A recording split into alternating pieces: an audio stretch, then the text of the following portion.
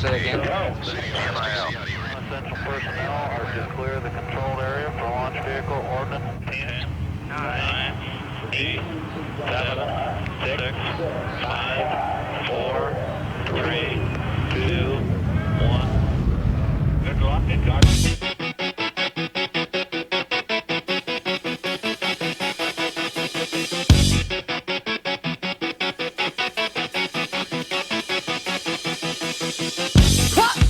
Welcome in to Crystal City, Missouri. I'm Brandon Pavlina. I'm here alongside my broadcast partner, Nathan Gertz, as we get set to bring you an exciting matchup here tonight between two teams in desperate need of a win. It's the 1-5 Herculaneum Blackcats traveling here to take on the 0-6 Crystal City Hornets. We're going to have to take a quick timeout here because we have the national anthem coming up. When we come back, we'll bring you our interviews with both head coaches prior to today's game. So we'll be back in just a moment here on the Fleegs Equipment pregame show. Gateway Motors in Fredericktown, Missouri invites you to come on down and let us help you find your next vehicle. Purchasing a car, SUV, or truck can be an overwhelming experience. The Gateway crew will help you find the right vehicle for your personal or family needs. We offer 24-month or less, no-interest loans for qualified buyers. Come on down to 509 Lincoln Drive and let us help you find a reliable vehicle that fits your wallet.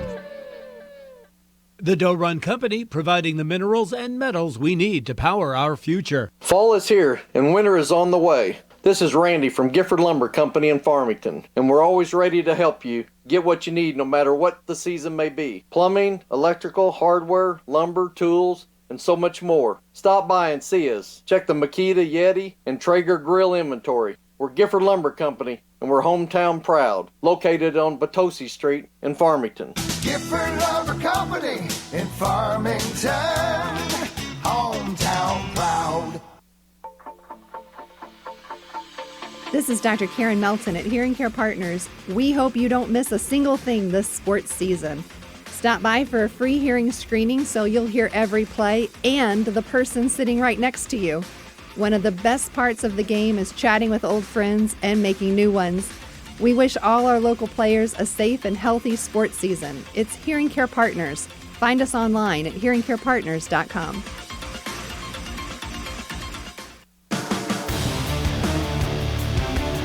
Welcome back here on the Fleegs Equipment pregame show as we continue our coverage leading up to the game between Herculaneum and Crystal City. And with me now, I got the head coach of the Herculaneum Blackcats, Cody Hunter. And Coach, obviously a tough loss for you guys last week, but you get a matchup here tonight that you guys have handled pretty well in recent years. 8 wins out of the last 9, and but this is a game that you guys need to get, right? Coming off of a tough loss here at the back of the season. So what have you guys been preaching around practice this week? Just telling the guys as far as what they need to focus on coming into this game here today. Yeah, maximum effort is what we're looking for as a staff. You know, we thought if our kids would have played like they did at the end of the game last week, we would have won that one. And if they would have played like they did against R7 all year long, we'd at least kept them close and had a game to play and maybe win at the end. So maximum effort is what we've been preaching nonstop, and focus, and just do your job and give us everything you got, leave it out on the field. Those kinds of things of what we've been working on. You know, not worried about who we're playing. It's more about what we need to be doing as a program to get our guys believing in what we're doing, and also to believe in themselves and have some confidence. Yeah, and how's the reception of that message been? What have you seen this week in practice? Have you seen a little bit of an uptick in just energy and just kind of an effort? Yeah, of course. You know, they know this is a game that they need to win, and we got on to them pretty good after their loss against Grandview, you know, and rightly so, because we made a bunch of mistakes in that game. And, you know, we're trying to limit our mistakes, and the kids see it on film, you know, and they can tell you what they're doing wrong. And, you know, at least they're being honest about those things, and we're moving forward. So every week's a new week for us, and we got to put the past behind us and just keep moving forward. Absolutely, yeah. Let's look ahead, right? Enough of that. Right. Let's talk about here tonight, the offense, a chance to get going here with you guys have just been slow at times offensively this year, but a chance to put up a lot of points tonight. So what are you expecting to see from the offense? Who can we expect to see making some plays here? Yeah, you know, we always know that Austin Houston's going to run hard. You know, Ethan Coy at the quarterback spot, and then we got some good receivers, and Tyler Reuter and Luke Teague that are, you know, can catch the ball if we put it on them. And it's just execution up front really is what we got to have, you know, blocking the right guys and moving them out, not just getting on them, just driving them out of way so we can create some gaps and run the ball hard. And I think we'll do that tonight. Absolutely. We'll wrap it up with this, and you kind of alluded to it there. I know the line play is going to be big tonight. Keys to victory for you guys to get a victory tonight. What do you got to do? Maximum effort, execution, and just doing what we're supposed to be doing and keeping our focus where it needs to be and limiting the turnovers. Fantastic. All right, Cody Hunter, the head coach of the Herculaneum Blackcats, taking some time with us on the pregame show. Appreciate it, Coach. Hey, thank you guys for your coverage. Awesome. We'll be back. Everybody loves Mario's Italia. They serve the best Italian food in the area. Pizza, pasta, salad, sub sandwiches, calzones, and my personal favorite, the stromboli. Huge, large portions with the freshest ingredients. You'll be satisfied with all of their choices. Check out their full menu online at mariositalia.com. Dine in or have it delivered, or have them cater your next special event. Serving lunch and dinner 7 days a week. Mario's Italia, located in the factory at the corner of 1st and A Streets in downtown Farmington. Welcome back here on the Fleegs Equipment pregame show as we continue our coverage leading up to the game between Herculaneum and Crystal City here tonight. And with me now, the head coach of the Crystal City Hornets, Dan Fox. And Coach, homecoming for you guys here tonight. You got the floats in the parking lot. It seems like it's going to be just a fun environment here tonight. What can you say about what that means to this school, just the homecoming environment, and what you're expected from this environment here tonight? Sure. Homecoming for Crystal City is really big. I mean, they have a lot of rich tradition. I've met actually several people this week that have come down, visit practices, or just even see me wearing Crystal City gear on the streets to talk about football from when they were back in their day. Some of them even from 50 years ago. They're coming to the game to kind of celebrate 50 years of Crystal City football and then coming back. So it's a big deal. And the kids had a great day today. Coach Helwig, who's retiring from teaching and coaching volleyball for Crystal City. This was her final time doing a homecoming assembly, and she does a great job with it. And she pretty much is homecoming for Crystal City. So it was a good way to kind of have a send-off for her, too. Oh, absolutely. No, that's great when you can honor someone who's spent that much time with the school and the organization to give her a big send-off on homecoming week. You can't really beat that. And, look, it's been a rough couple of weeks for you guys, but in talking with you, you said, hey, we're just focusing on us. We're just trying to get better each and every day. So this week in practice, what have you guys been focusing on? What have you been trying to hone coming into this game? Just trying to do the sound things that it takes to win a football game. And I might have alluded to it earlier, but I mean the basics.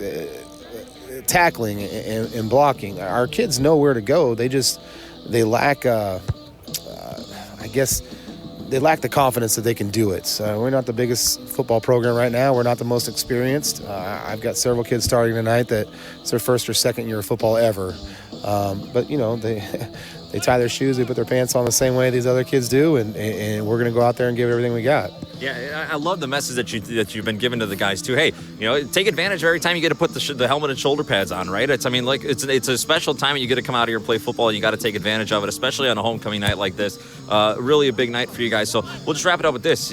Look, and I know it's going to be kind of a similar message, but keys for you guys getting the victory tonight. I know getting the basics down to a T are going to be important, but for you guys to get a win, who's going to have to make some plays, and what do you guys have to do well? We're getting Chase Coleman back, and we're looking forward to him in the running game, maybe a little bit in the passing game. Blake Eisenbeis needs to have a good game at quarterback.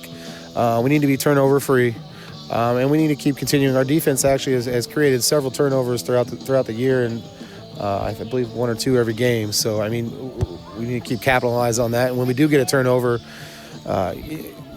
we need a couple big plays, to be honest with you. So, and that would, I think, would excite our kids on offense especially. So. Absolutely. All right. Well, hey, appreciate you taking some time to talk to us, Coach Fox. Appreciate it, man. Thank you very much. Thanks for everything. Absolutely. Dan Fox, the head coach of the Crystal City Hornets here on the pregame show. We'll be back. Good call on McDonald's for lunch. Yeah, let's eat. Okay, we have the oh yeah for me. Can you hand me my Yep, and here are a couple of woot-woots to share. I love my woohoo! Oh, sounds like Stacy went to McDonald's too. Celebrate the Cardinals with a Big Mac for $1 when you buy one at regular price. Limited time only. Prices and participation may vary. Valid for product of equal or lesser value. Cannot be combined with any other offer or combo meal. When it comes to choosing a pharmacy that can give you exceptional customer service and the best prices, you need to visit Parkland Health Mart Pharmacy. Bigger stores don't always mean bigger savings. Parkland Health Mart Pharmacy is a preferred provider for many insurance plans, including TRICARE and SilverScript, and our employees work hard at making sure you receive the best prices possible. It's time to step out of the line and come see us in Deloge, Fredericktown, Ironton, and Farmington. Parkland Health Mart is your first choice for excellent customer care.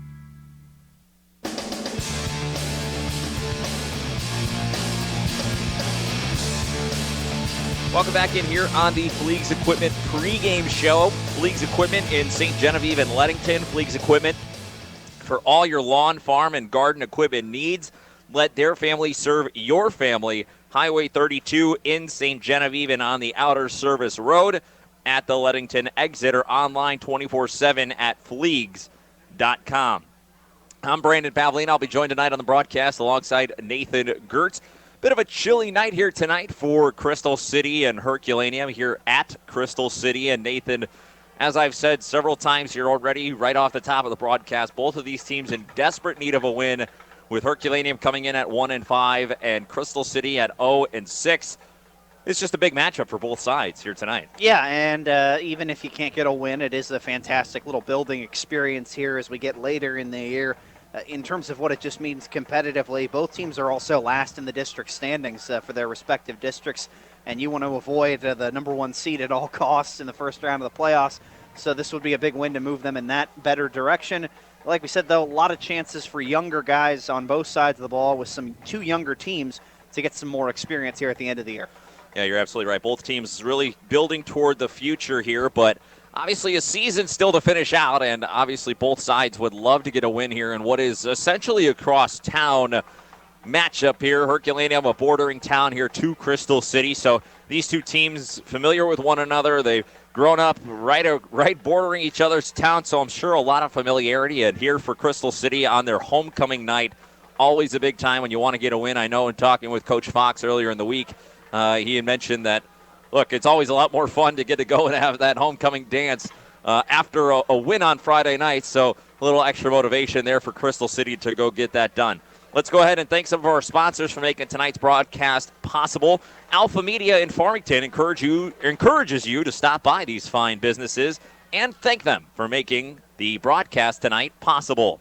Right off the top, want to thank Applebee's in Farmington, Coldwell Banker Hulsey Real Estate in Farmington, Coles Tractor and Equipment in Farmington, Comtree in Festus, the Doe Run Company in Park Hills, and Fleegs Equipment in Leadington and St. Genevieve. And speaking of the Doe Run Company, that'll give us a chance to take a look at our Doe Run Company weather update. Doe Run Company providing the minerals and metals we need to power our future. Nathan and I are fortunately inside of a press box here at the top of this giant concrete bleacher structure, but it is cold, and it is why we are thankful to be inside and not outside bearing the weather that is going on out here. 45 degrees is what it is at here as we await kickoff, so a very cool night. This is really the first night that it feels as though summer has passed us by and is well in the rear view mirror, as we have now dipped into the 40s, and it is going to remain this way for the foreseeable future, and that means that it is football weather here tonight. So expect to see that have a factor here. We'll see how both teams handle it. I think, Nathan, again, we talked in the pregame just briefly about how important it is for Crystal City with the depth that they have. Only about 16 or 17 players on their roster, and it's a noticeable and stark difference when you look at that Crystal City sideline to the Herculaneum sideline. How is that gonna factor into this game here today? I think it matters particularly in the line of scrimmage. In the little pregame conversation we had that you heard earlier, we talked at the end about how this is a game that will be won up front, as pretty much every football game is, but in particular, Herculaneum isn't just a deeper team, they're a veteran team up front. 5 seniors start on the offensive line, 3 seniors and a junior on the defensive line, and then that linebacking core has 2 seniors back there as well, veteran guys who are great athletes in Luke Teague and Austin Houston. So the experience up front means that they've been in the weight room for 4 years, they've gotten big and strong, and they also know what to do and execute up front, whether it's offensively or defensively. That's a big edge, and the way you get around that, make big plays, whether it's turnovers on defense, over the top, or big downfield with the run on offense. Those big plays, that can counteract perhaps a disadvantage up front. Yeah, I think it's going to be interesting to see, like you said, the line play here tonight. That depth is going to be a factor late in this game. We'll see how Crystal City handles it. Obviously, now at the 7th week of the season, they know what it takes to play a full 4 quarters with that short of a roster, so they're used to it at this point. But a tall task tonight against a physical front for Herculaneum. Like you mentioned, I'm interested to see how that shakes out. The captains are on midfield currently as the coin toss is going on, and that'll give us a chance to tell you that the coin toss is brought to you by New Era Bank. New Era Bank, it's easy to save your coins and change with New Era Bank's Roundup Savings. To see how easy it is, visit your local New Era Bank or go online at newerabank.com, member FDIC. As the clock has hit 0, an elongated conversation going on with the referees and the captains out there at midfield. It is a cool night here tonight, but it is a beautiful facility that they have here just off the campus of the high school of Crystal City. The elementary school and the library are just off the back. And Crystal City has won the toss, and they have elected to defer. And so that means that Herculaneum will receive the opening kickoff. So Crystal City will receive the second half kickoff, and that could be a big factor in this game, as they will likely be able to go in at halftime and make some adjustments if they're trailing. Maybe give themselves a chance to come back out and make some adjustments to get things going. But regardless, this has been a one-sided matchup in recent memory, as these two teams have played each of the last 9 seasons.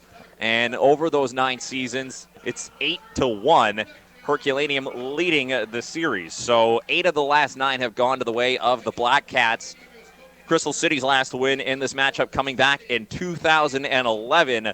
That one was at Herculaneum, and Crystal City won that one 18-6. The average scorer in this matchup over the last 9 years has been Herculaneum with 27.7, and Crystal City with just 9.4. That's an average margin of 18.3 points per game. But between these two teams, so a little bit over a 2-touchdown margin over the last 9 years between these two sides. Crystal City, as we've mentioned, they have been shut out in 5 straight weeks, and they've only scored 1 touchdown on the season. That came all the way back in week 1 against Chaffee. So they're looking for any kind of offensive production here tonight. That will be a positive step for the Hornets. As the teams take the field for the opening kickoff, as I mentioned, right off the top, our Doe Run Company weather update, 45 degrees as we get set for the opening kickoff. It is officially fall here in the Show Me State.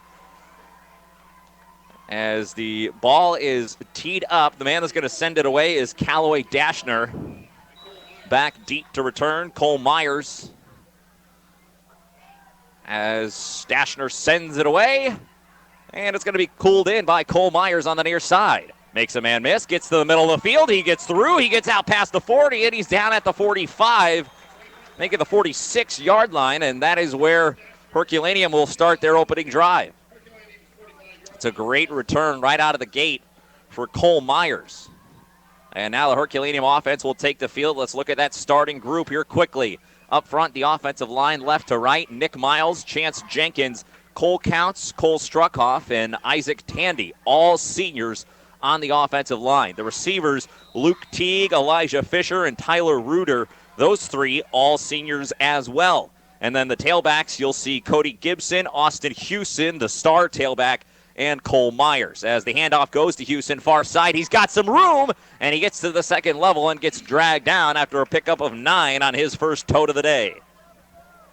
Yeah, Austin Houston has been a tremendous ball carrier, tremendous workhorse for this Herculaneum offense. Already over 100 carries so far this season, averaging about 4 yards a pop. Has only 3 touchdowns, but when they score, Herky offense, he puts them in position to do it. A lot of seniors on this offense for Herculaneum, as you mentioned off the top, Nathan. The only junior listed as a starter is Cole Myers. Coy in the shotgun with 2 backs in the backfield. It's Myers and Houston.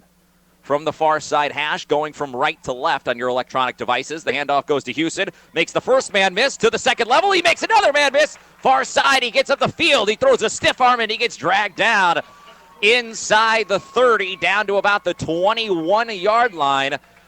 Make that a pickup of about 25 yards on the second carry, and the Herculaneum Blackcats are in business. Boy, Austin Houston is already showing you what makes him such a successful runner. He's physical. He's shedding tackles left and right. Nobody can bring him down if they hit him high, and he's barreling over guys.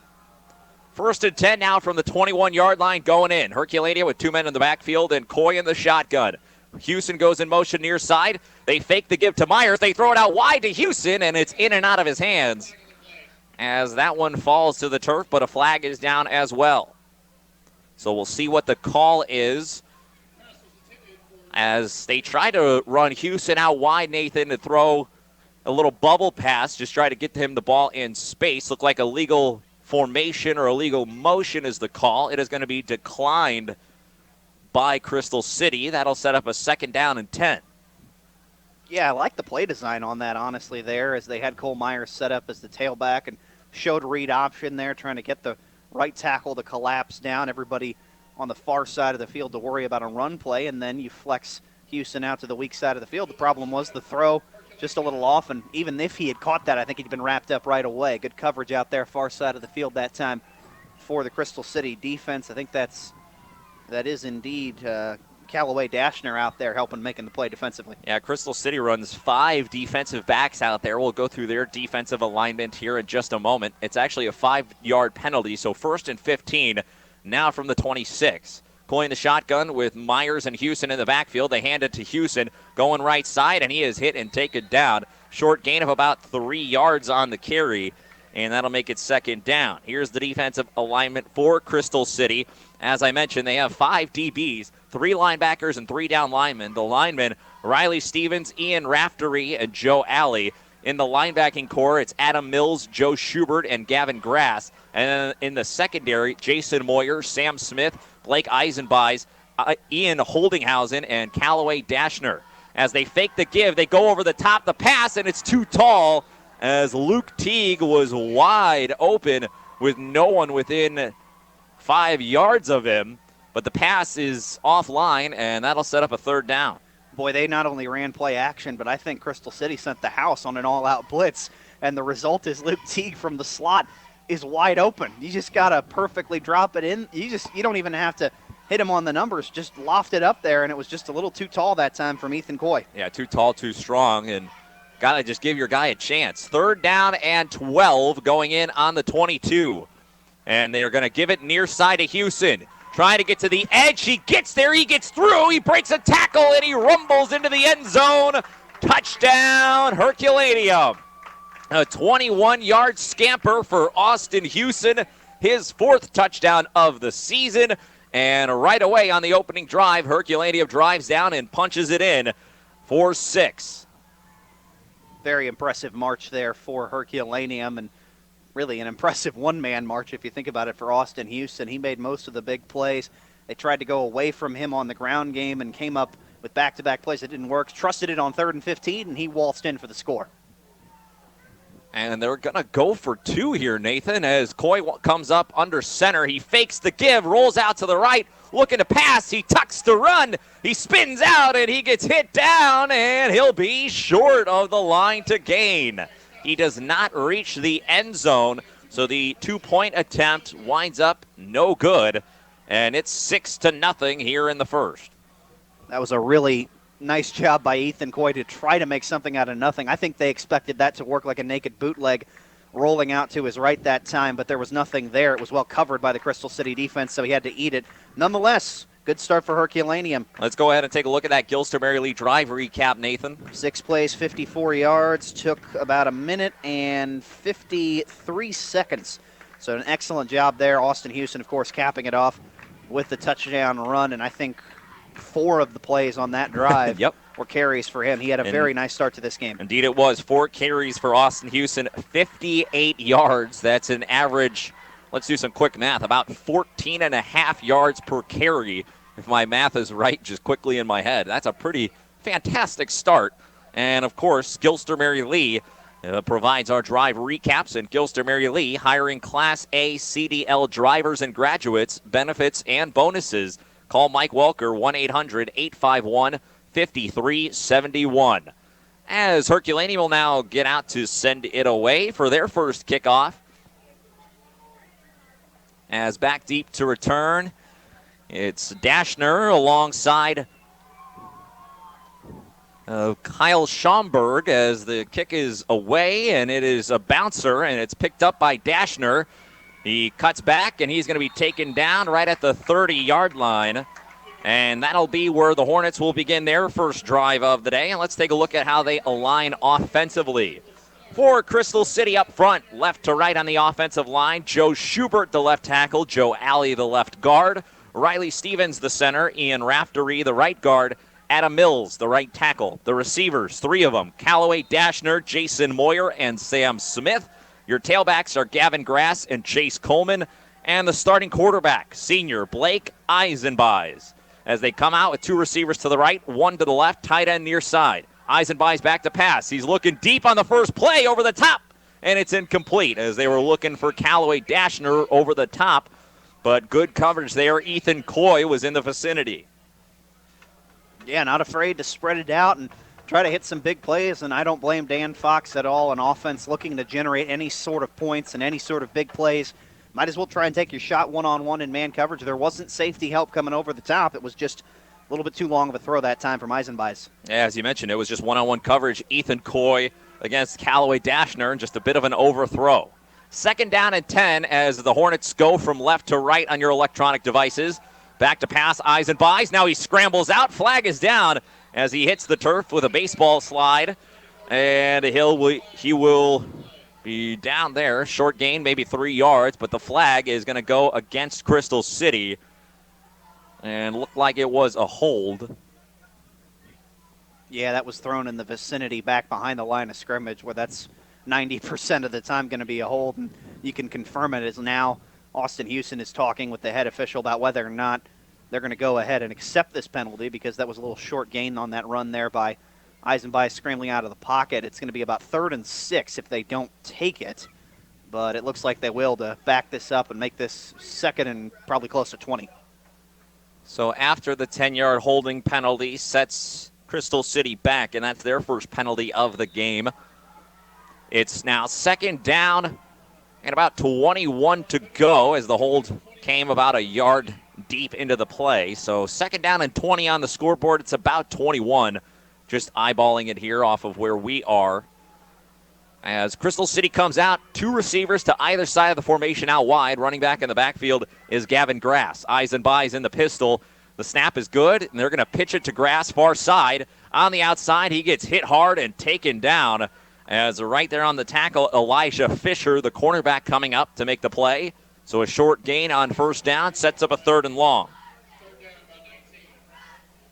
Herculaneum defensive starters. We'll try to run them real quick for you. 3 seniors up front. Cole Struckoff, Chance Jenkins, Isaac Tandy, and the junior Nick Miles. Luke Teague, Austin Houston, the seniors, 2 of the linebackers.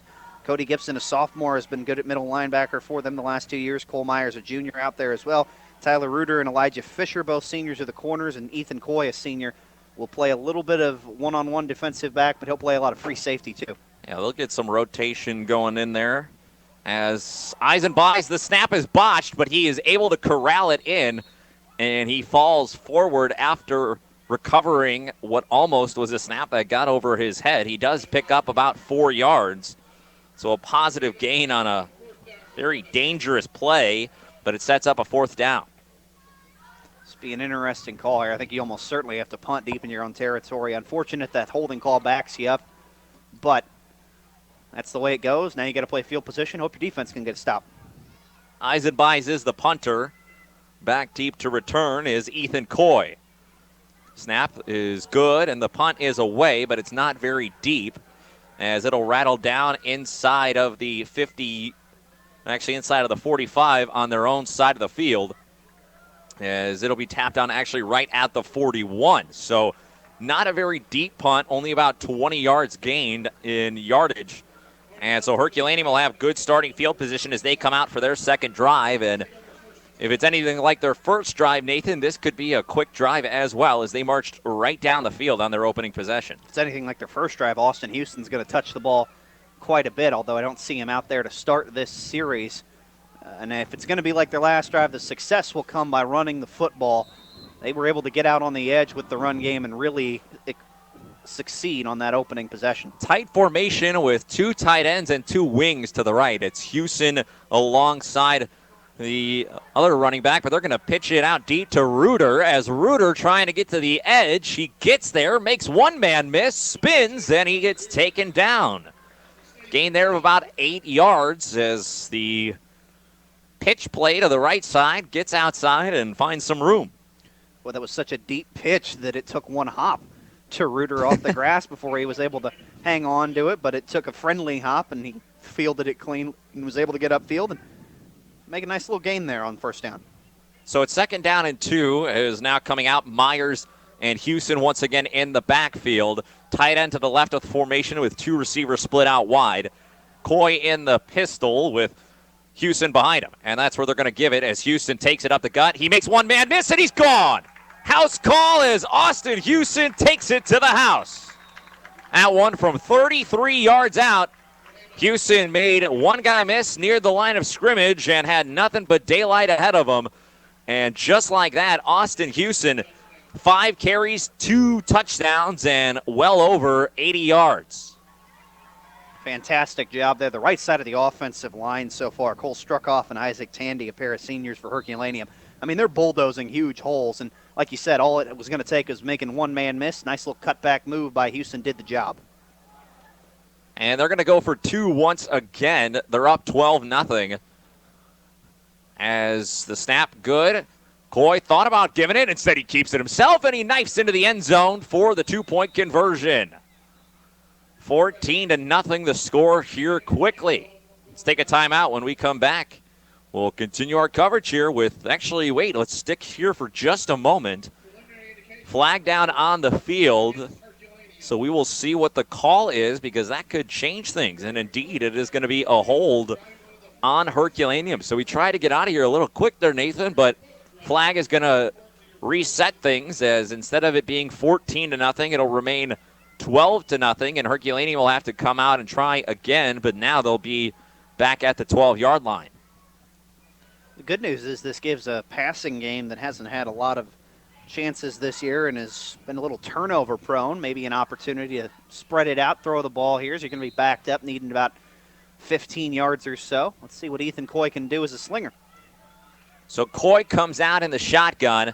Tight end to the left, 3 receivers to the right, 1 receiver to the left. The man in motion is Reuter, and they're going to get it to him on a jet sweep. He cuts in, he cuts out, he gets wrapped up, and he gets taken down inside the 10, down at about the 7, so well short of the goal line where he needed to get for the 2-point conversion, but no harm, no foul, as the Herculaneum Blackcats, after 2 straight shutouts and scoring 22 last week, Nathan, they are looking good offensively here tonight. Let's take a timeout. We'll come back. Champions are made here. On our courts, on our fields, and in our classrooms. Why settle for ordinary when you could be part of greatness? Mineral Area College. Become a Cardinal today.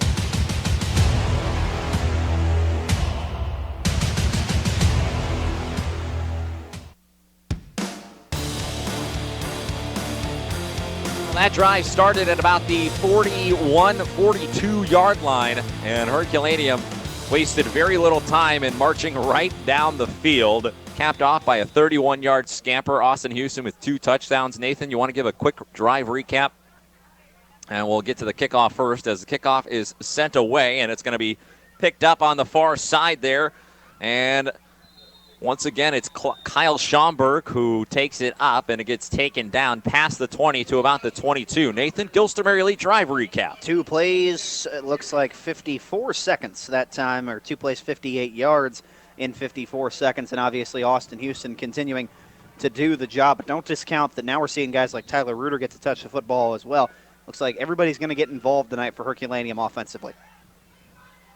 And so coming out, Crystal City now chasing 2 touchdowns as they're going to look to try to correct things here quickly as to not fall into any bigger of a hole. They came out and had a 3-and-out on their first possession, hindered in large part by a holding penalty.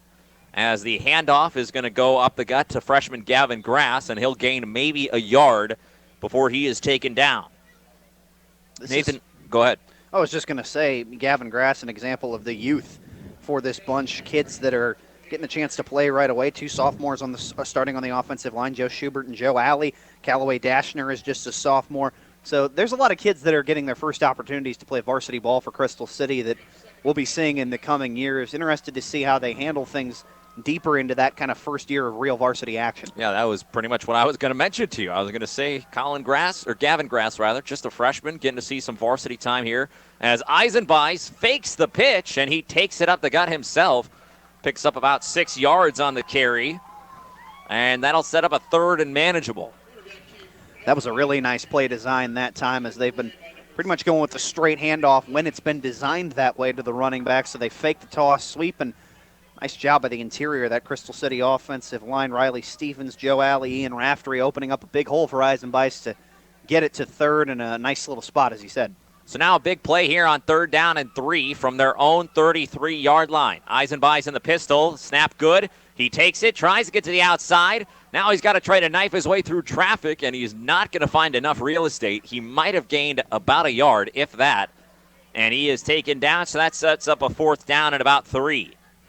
Well, I tell you what, here on the near side of the field, Cole Struckoff, senior defensive end for Herculaneum, is literally pinning his ears back. He looks like he's ready to jump the snap every time, and he did an excellent job to set the edge there and force Eisenbeis to come back to the middle of the field trying to run that ball up the gut. Now, Crystal City, I think this is the right approach. Down 2 scores. You got 4th and about 3. Might as well go for it and see what you can do to extend this drive and finally get yourself some points. 4:45 left here in the first quarter. 12-0 Herculaneum leading Crystal City. 4th down. Eisenbeis back to pass, and he throws near side. And Callaway Dashner was never looking in his direction. The pass is incomplete, and that's a turnover on downs. And that hurts right there, Nathan. And talking with Coach Fox, look, he just said we got to do the small things right, and that's one of them right there, just being on the same page. Big-time play that hurts the Crystal City Hornets. Yeah, I'm not really sure. Just a simple miscommunication, I guess. He thought his receiver, Kashner, was going to stop, and instead he ran the slant route in, and as a result, Eisenbeis just trying to get rid of the ball quickly, throws it incomplete in your own territory, already down 2 scores. I liked the aggressiveness, but you got to convert. So that's another 3 and actually that one's actually not a 3 and out. That one's a turnover on downs. Herculaneum back out now. They'll start on their opponent's 34. And the handoff is bobbled, but it looked like the ball carrier on the play, Myers, was able to fall on it, and indeed he was. Fortunate break there for Herculaneum to fall on top of that one, Nathan, and not give possession away. Yeah, that was a nice little job there by Cole Myers. Looks like maybe just cold night. Your hands are a little, I'm already starting to see my breath, so maybe your hands are a little bit stone cold at the moment, and you're not able to get that handoff exchange. But as we said earlier with the pitch to Reuter, fortunate bounce falls on top of it. 2nd down and 11 now from the 34-yard line. Herculaneum going in. They got Myers and Houston in the backfield. Myers in motion. They're going to fake the give to Houston. Coy back to pass over the top, and it's too tall and too long as Luke Teague tried to run underneath it, but it just had a little too much mustard on it, Nathan, and it just dropped over his head. Yeah, they've had Luke Teague lined up as a true tight end a lot tonight, and that time, of course, they take their shot again. Off-play action for him. This one not as wide open as the first one that they missed, but he did have one-on-one coverage, and he was ahead of his defender. Just a matter of dropping it in there for Ethan Coy, but you got 2 scores and you're in plus territory. Good chance to get those reps in. 3rd down and 11 now. 3:50 left in the first quarter. Coy in the pistol. He's got Myers in the backfield. Houston on the wing on the right. 2 receivers out there and 1 to the left. They're going to go to Myers on the handoff up the backfield. He finds a lead and he's through. Flag down, but Myers scampers into the end zone. We'll see what the call is. Looks like it's going to be coming back. There was a big collective oh from the crowd when they saw it, mostly because you see it out there happen at the point of where blockers are trying to throw open that lane there for Cole Myers' right side of the field. You almost always assume there was either a hold or a block in the back that will bring this back, and indeed it looks like it's going to be a little bit of holding out there wide that time. I think maybe Luke Teague, a couple other of the guys that you see split wide normally there for Herculaneum, grabbing a little too much jersey to free things up. Yeah, well, there was a hole the size that you could drive a ship, a truck. You could have fit just about any large vehicle through the hole that Myers was given on that play. And usually when that happens, it's as a result of something illegal being done. So it'll set up a third down at 15 now from back on their own 35. They're making the 38 rather. In the pistol, 3 receivers to the left. They're going to hand it off to Myers in the backfield. Tries to get to the edge, but he is going to be wrapped up and taken down. Adam Mills, the senior outside linebacker for Crystal City, knifes in, makes a big-time tackle for a loss, and that'll bring up 4th down.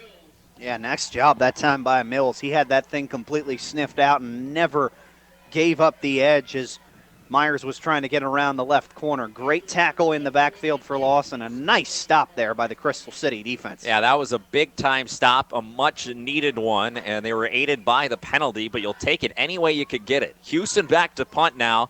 The deep man to return is Dashner.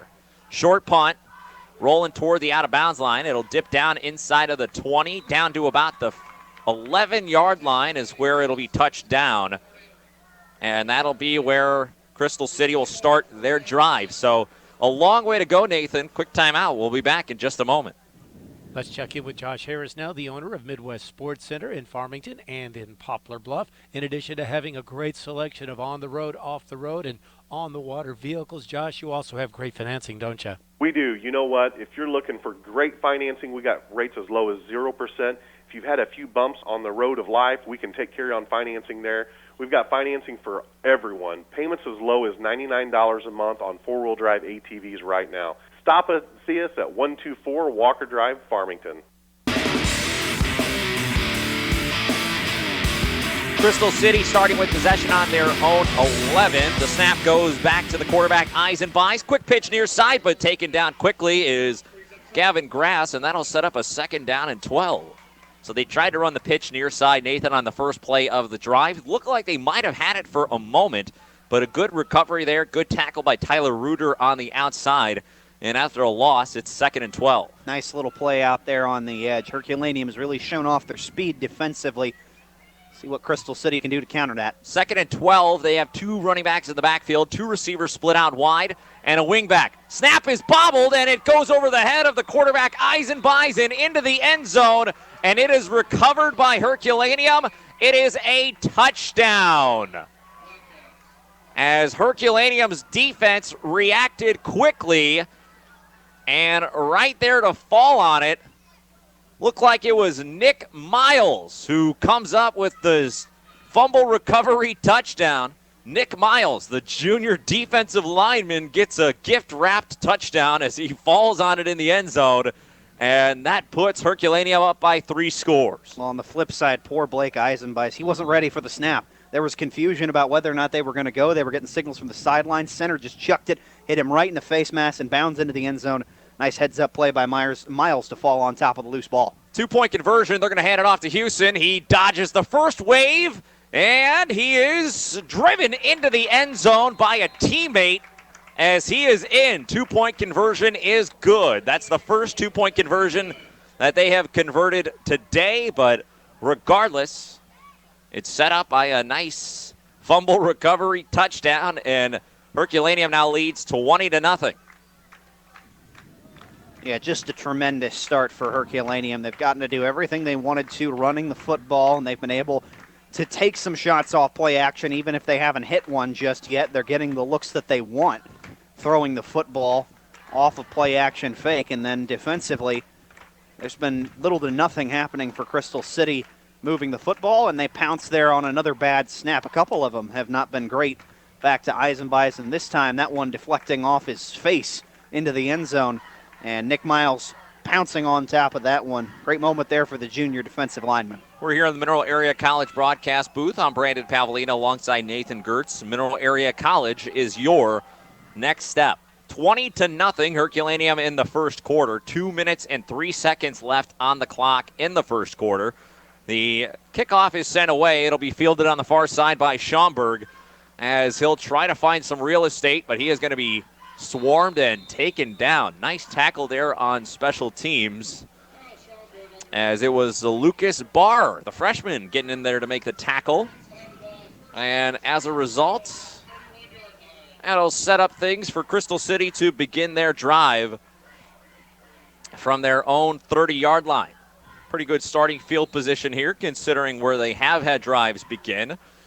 And they're going to have to try to get something going here. Very little offense to speak of, just 12 yards so far in the first quarter for Crystal City. Clock under 2 minutes now, $1:56 on the clock here in the first quarter of play. Trying to get everybody set up. And it looks like they're going to finally get to that before the play clock winds. So Eisenbei's in the shotgun. Actually, he's more of the pistol. He's got Grass in the backfield with him. Trips to the left, one to the right. Eisenbei's back to pass. He gets pressured, gets away from the first defender, but then he gets dragged down, as that'll be a sack back at the 30-yard line. So Eisenbei's back to pass once more, but that time the defense on him in a hurry. Yeah, there's a lot of conversation happening pre-snap for Crystal City, and the one big thing you notice about that is how do you communicate without a built-in mic in your headset the way they do in the NFL. 3 coaches on the far sideline where Crystal City's lined up are bringing in the signals, but then they're also doing checks and audibles, it looks like, on every snap, and the result is it takes a while to get lined up, and sometimes that can cause confusion, as we've seen on a couple plays tonight. 2 receivers and a wing to the right. Eisenbei's back to pass. He's looking near side. He's got a man open, and it's caught. Good pitch and catch there is going to pick up 20 yards, as it's Callaway Dashner on the receiving end of a nice throw by Blake Eisenbeis.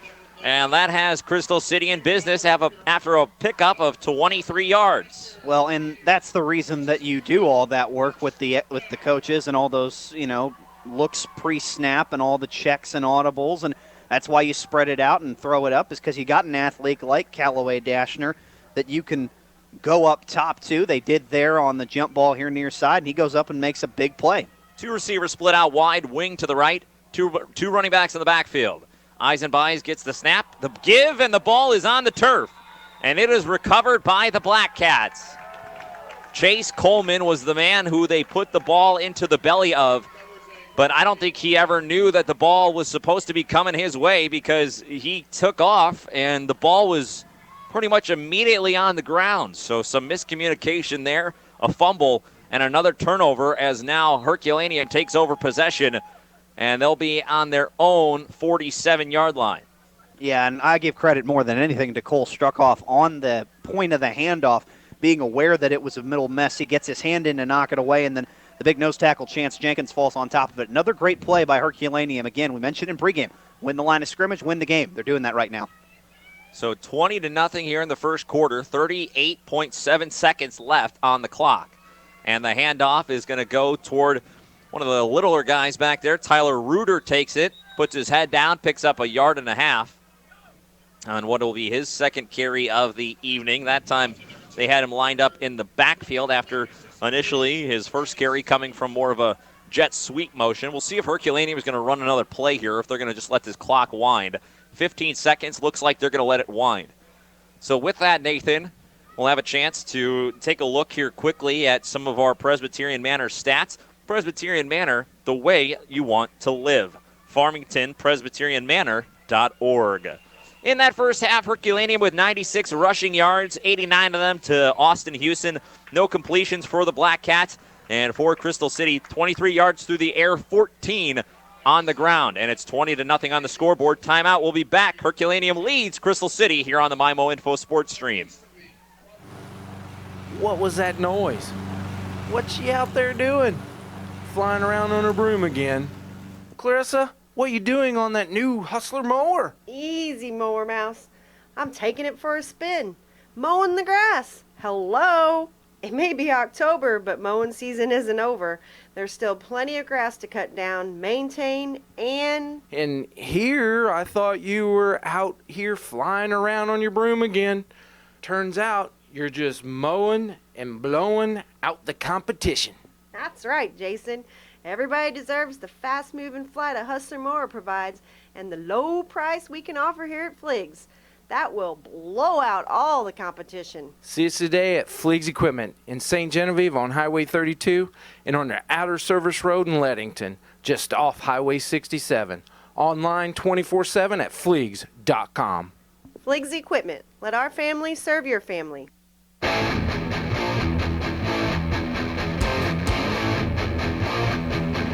Welcome back here on the MyMo Info Sports Stream. I'm Brandon Pavlina alongside my broadcast partner Nathan Gertz. It's homecoming here at Crystal City, but they trail on the scoreboard. Herculaneum leading the Hornets 20-0 as we start the second quarter. 2nd down and 9. Herculaneum now going from left to right on your electronic devices as they come out in the pistol with the man in the backfield once again is Tyler Reuter, and that's where they initially tried to get it, but instead keeping it as Coy, and he got hammered. My goodness, Nathan, you could hear that hit all the way from up here. Callaway Dashner was flying in, and he blasted the ball carrier. Tom Jackson somewhere just cracked a smile. Somebody got jacked up out there. I mean, pads were popping. Great job by Callaway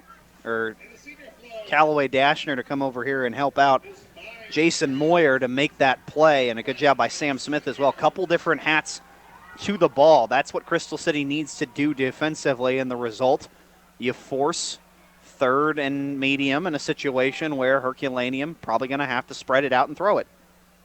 As 11 minutes and 10 seconds on the clock. 20-0 Herculaneum leading Crystal City. 3rd down and 5 in the pistol. Coy goes back to pass. Looking near side. Pass complete. It's caught by Cole Myers right on the sideline, but he's going to be short of the first down by about 1.5 yards. Pulled in right at the 45-yard line. That's going to make it 4th and 2. Yeah, they ran the out route to Myers here on the sideline. The problem with that is if he doesn't have space to turn up field, you're not going to gain anything after the catch, and he caught that right on the sideline. Now, the good news is it feels like they may have been calling that with the intention to go for it on 4th down, which they're going to do right here. And lining up to go for it, 4th down and 2. In the pistol, they got Myers and Houston in the backfield. Coy with 2 receivers to either side. Gets the snap, the give is to Houston, up the gut, and he's got the first down. And he gets hit and driven backward. Blake Eisenbeis, the first man to meet the ball carrier, drives him backwards, but not before he picks up 5 yards. And that's a Coldwell Banker Holsey real estate first down as Herculaneum keeps the drive alive on a 4th down. Yeah, when in doubt, just keep handing it off to your senior tailback. He's had a terrific night so far in that time. Got a nice little hole between the right guard and the center. Good work up front by Cole Counson. Cole struck off to blow one open there and get a first down there for the Herky offense. Herculaneum now with a doubles formation. It's a tight wing to the left. That's Myers. And it's Luke Teague in the slot near side. Houston's in the backfield. Fisher and Reuter, the other receivers. Reuter in motion to the left. They're going to pitch it to him. Reuter looking for some daylight. He gets past the first man, but then he gets driven down. A really nice tackle there on the outside by Callaway Dashner, as he has made a couple of nice plays here tonight, Nathan, on the defensive side. Yeah, they're using him as the deep free safety tonight, and the result is that he can kind of swarm right to the football on every play. Just be instinctive. He was there. Tell you what, Herky's run a lot of stuff out of the pistol, straight out of that Andy Reid Kansas City Chiefs playbook. That time, receiver in motion, working as a guy you can use kind of in the speed option on the edge. They got it to Reuter, but as I mentioned, nice job by Dashner to set the edge, make it very little gain. I know you enjoy seeing that as a Chiefs fan yourself. Trips formation to the right with a tight wing. 1 receiver to the left. It's Houston in the backfield with Coy in the pistol. Back to pass is Coy. Pump fake. Over the top he goes. And there's no one home. The closest man was Jason Moyer, a defensive back. But it goes over the head of everybody. And we've seen that a few times here tonight, Nathan, where Coy has gone back to pass and just kind of overshot everybody. And you know what, I think more often than not, you'd rather do that than leave it short and give a chance for a DB to pick it off. Yeah, I agree, except for the fact that the only guy who could have run that down was in a red jersey for Crystal City. And I was going to say, I mean, ideally, you want to try to get the pass in the right spot. You're not trying to overshoot everybody. No, but if you're going to miss your guy, miss everybody as well, Yep. like you said. He looks like he's kind of just going through the motion, trying to throw that first read. Make sure the guy's there and make a good throw before you make that play. Trips again with a tight wing. It's Myers. Near side, it's Teague along with Reuter. Back to pass. Coy over the top. It's picked off. Near side, it gets picked out of the sky by Blake Eisenbeis. They tried to throw it out to the running back on a quick play. Looked like they were trying to get it to Houston. Eisenbeis read it perfectly. Knifed right in. Coy's pass a little too tall. Eisenbeis right there waiting with the breadbasket. It fell in, and he went the other way, and it's a big-time turnover for Crystal City. That's a perfect combination, not only of a guy in the right spot, but Chase Coleman, defensive back, a junior. He came free off the edge, and the result of that is that Coy gets hit from his blind side right as he's throwing that football. So he's basically just trying to get rid of it as opposed to trying to dump it off there to Houston. And the result of that hit is a wobbly throw that falls right into the waiting arms of Eisenbeis. Huge turnover for Crystal City. And now the Hornets back on offense as they send Sam Smith in motion and they give him the ball. And he gets strung out and taken down. Luke Teague is there on the tackle as looks like Smith was unable to gain any positive yardage there. He gets back to the line of scrimmage for no gain. They're just trying to generate anything right now, and I think that their best bet might be to try and, if they're going to run the football, go between the tackles, because everything on the edge with the jet sweeps and anything just trying to get around left or right tackle, Herculaneum's doing a fantastic job of setting that edge and keeping contained and making it a minimal gain. 2nd down and 10, 8:50 left here in the second quarter. Back to pass, the Hornets. Far side, pass complete. It's Callaway Dashner once again, and he's able to pull defenders forward. And that's a Caldwell Baker Halsey Real Estate first down. A pickup of 13 yards through the air. Eisenbeis to Callaway Dashner once again. That's a nice little combo there, Nathan. Yeah, and I think this is where Crystal City goes to get their offense. Eisenbeis dropping back to throw. Ball's out of his hand in a hurry, too, so you don't have to worry about any pressure in his face. Just try to get it out in space to good athletes like Callaway Dashner and see what they can do after the catch. First down has you in business. 8.5 minutes left in the second quarter. Chasing 20 points. Back to pass, Eisenbeis looking to go near side, and the pass in and out of the hands of the defensive back as he was looking for Sam Smith in the slot on the near side or right on the hash marks. But Luke Teague was right on the back of the receiver, and he almost wound up going the other way. Yeah, that was right between the 1 and the 0, and it just bounced off his hands. Again, maybe on a cold night the ball hits you a little harder, and the result is you're not ready for it. But Eisenbeis, a little bit like Ethan Coy on the other side, some of these pass plays, he seems like he's kind of going through exactly one read, doing exactly what you're doing in practice every day. You do have to keep your eyes open, head up, and be aware that you might have to throw that ball in a different angle or go to a second read. 3 receivers to the left with a tight wing. Now a timeout will be called by the referees, it looks like, and it'll be a false start on the offense. It's not a timeout, it's a penalty. That's the second one on Crystal City. 15 yards for their 2 penalties here tonight.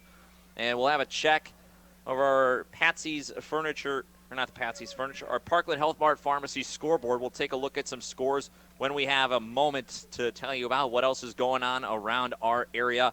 On our other stations here tonight, J98, 98.5 FM, St. John at Fredericktown. Tell you about the rest in a moment. Trips to the left, Eisenbeis running the speed option. They pitch it, Grass has it, and he's able to get outside and get a couple of yards, maybe 5 or 6, down to about the 41, maybe the 42. Nice carry there to find a little real estate, Nathan, on the outside for a positive gain. Yeah, if you're going to run the football, I think you do have to kind of use the option game on the edges to just get defensive ends who are pinning their ears back and linebackers off guard. Make them go one way when you're keeping the football and going the other. That was a nice job on the speed option, pitching at the last moment to allow Grass to turn the corner on the edge and pick up nice yardage. So the trips to the left, Moyer's out wide, Smith in the slot, and then tucked tight on the line is Coleman. In the backfield, it's Grass. Eisenbeis back to pass. Far side they go, and the pass is too low, and Callaway Dashner can't get down to get to that ball. It's an incomplete pass, and that'll set up a 4th down and about 7 yards to go. And this is a big play here, Nathan. Yeah, on the other side of midfield, down a couple of scores. You got to go for this here. That was a play that gets you right to the sticks if you make the throw on the money there. Unfortunately, Eisenbeis not able to hit Dashner, and I wouldn't, honestly, even though that didn't work, be dismayed. Go right back to it, see if he can get position there at the sticks. Throw the little sit route to him to pick up the 7 yards you need and keep this drive alive. 4th down and 7 from the right hash. 3 receivers to the left. Eisenbeis back to pass. He's going over the top. He's looking that way, and it's knocked away. A great defensive play on the outside by Tyler Reuter. What a defensive effort there from the cornerback position.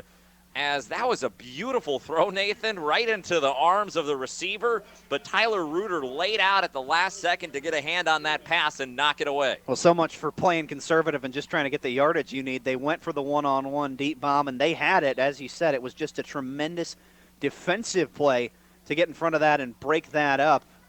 Great job there by Herky defensively to turn things over after their own stop on offense last go-around. So Herky takes over on their side of the field from the 41-yard line. 8:03 left in the second. They're up 20-0. They're going to hand it to Houston, who turns the corner, gets forward for a good pickup of there about 5 or 6 yards. And that'll set up a second down and manageable. Quick thank of a few of our sponsors here tonight. Gateway Motors in Fredericktown, Gateway Region YMCA in St. Louis, Gifford Lumber in Farmington, Gilster Mary Lee in Perryville, and Hearing Care Partners in Farmington. And speaking of Hearing Care Partners, nope, not speaking of Hearing Care Partners, although we will check our broadcast schedule at some point here tonight. 7.5 minutes left in the second quarter. Back to pass now is actually, no, not pass. They're going to run it. Coy on the quarterback keeper near side, and he is taken down. A nice play on the outside. Jason Moyer came flying up from the defensive back spot.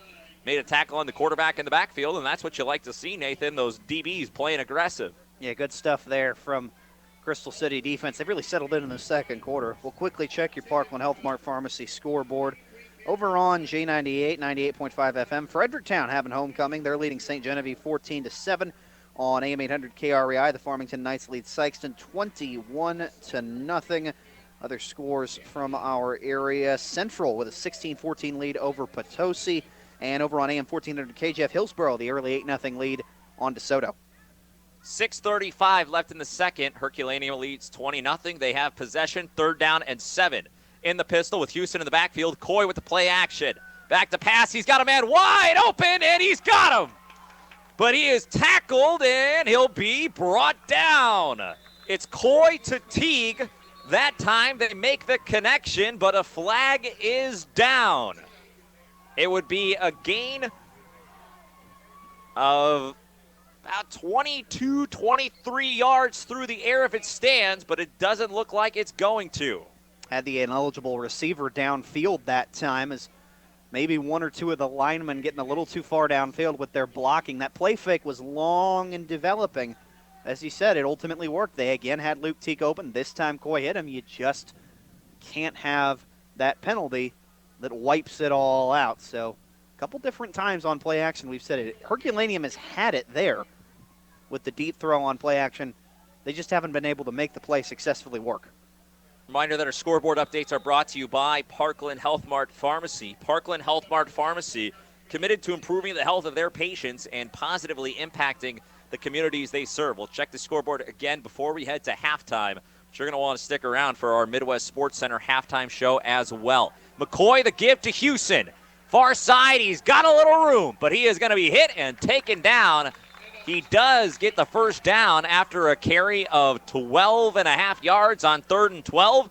So Houston, he's had a couple of big carries today. That's his third one that has gone for over 12 yards. He's had 3 go for more than 20 yards tonight, Nathan, and he's already up to 112 on the night. Yeah, no reason to not keep giving him the football here in this first half as you look to not only build on this lead, but obviously continue to eat the clock. He's the guy that's been most successful for you tonight. Halfway point in the quarter as Herculaneum moves to the Crystal City side of the field from the 47. Bad snap, but Coy pulls it in. Now he's back to pass over the top once again. It's Teague. He catches it, and he is dragged down by the shoelaces as he got behind the defense once again on that play-action pass. But he is taken down, a touchdown-saving tackle by Kyle Schomburg in the secondary. But, Nathan, that play cannot be stopped right now. Yeah, no, Teague is just running wide open from the tight end spot. He's just running basically the go route, not the post, not the flag, not trying to go to corner. He's just going straight up the field. Nobody's covering him one-on-one. That time, Coy able to hit him. Underthrew him a little bit, though. Could have let him potentially scored right on that play. 32 yards on the gain as now Coy is going to hand it off to Houston. Near side he goes. Breaking tackles down inside the 10. He rumbles down inside the 5, and he's taken down at the 1. So on the first down carry from the 17 yards, Houston drags a couple of defenders for 16 of the 17 yards he needed to get to the end zone, but he's taken down at the 1. Yeah, he has just been an unstoppable force so far in this first half, and Crystal City going to take a pause in the action to talk about whether or not they can stop him. 128 yards for Austin Houston on just 9 carries to this point in the ballgame. 5:08 left in the second. 20-0, Herculaneum leads Crystal City. Timeout will be back on the MyMo Info Sports Stream. Hi, this is Brad Smith at your home, the No Bull Deal, Lucas Smith Chrysler Center. What is the No Bull Deal? It's simple. It's a deal no other Chrysler, Dodge, Ram, or Jeep dealer offers. Sure, you can shop around, but we're confident that you will come home to our way of doing business. We take the nationally advertised programs one step further and offer you the lowest locally advertised price, and we guarantee it. So whether you see us first or see us last, we are the dealer that will give you the best No Bull Deal and service anywhere. We are Lucas Smith Chrysler Center in Festus, or check us out at lucasmith.com. Welcome back here to Crystal City, Missouri. I'm Brandon Pavlina alongside Nathan Gertz here on the MyMo Info Sports Stream. Glad to have you alongside here tonight. Let's thank a couple of our sponsors here quickly. Home Pools and Spas in Leadington and Jefferson College in Hillsboro. It's first down and goal from the 1-yard line. Herculaneum going in. They need 3 feet to find Pater. They already lead 20-0 with 5:08 left in the second quarter. They're going to come up on a goal line look with a couple of tight ends. A fullback is Houston. The deep back is Cole Myers. Coy is going to be under center. The 2 tight ends in on the formation. Teague to one side. Elijah Fisher down with his hand in the dirt. Coy under center. Who's going to get the handoff? Coy gets it. Gives it deep to Myers, and he waltzes his way into the end zone virtually untouched.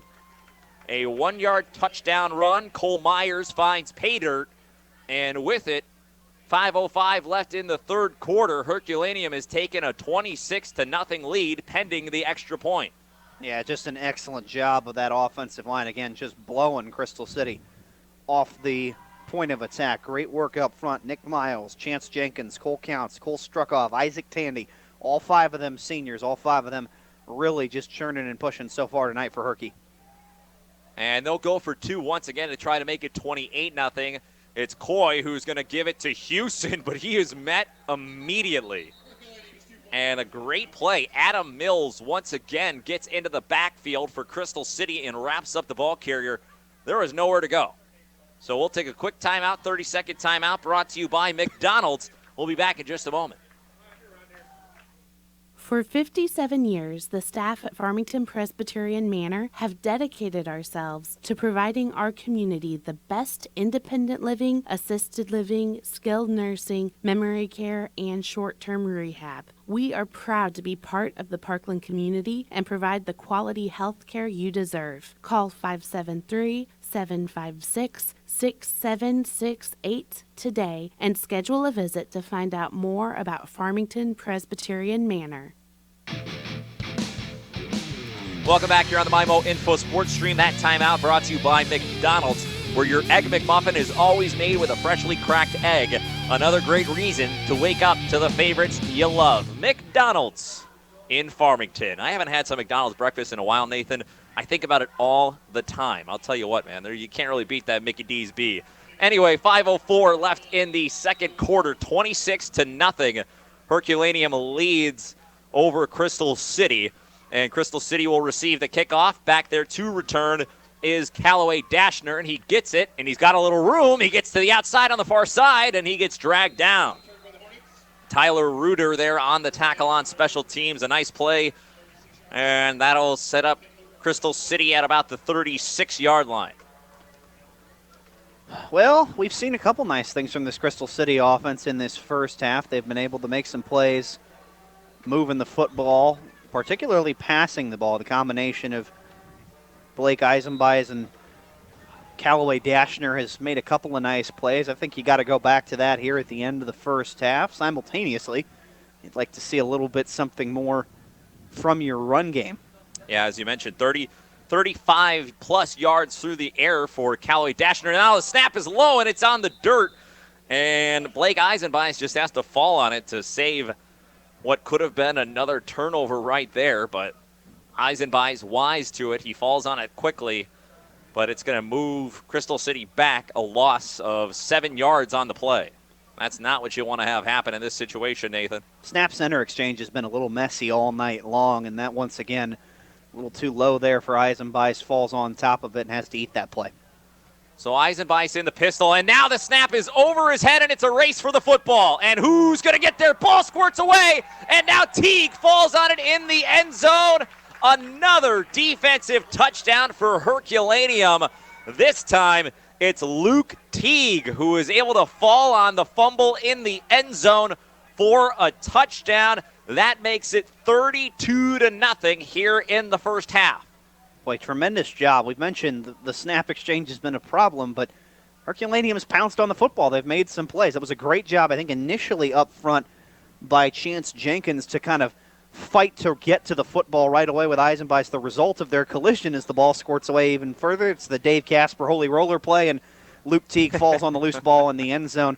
Only difference between that one and this one is that there's no San Diego chicken to fall flat on his face afterwards. That's a great call there, my friend, as the extra point will be attempted by Houston as they will try to kick it this time. PAT up, PAT good. Houston tacks on one more to make it an even 33-0 here in the first half. Quick timeout. We'll be back.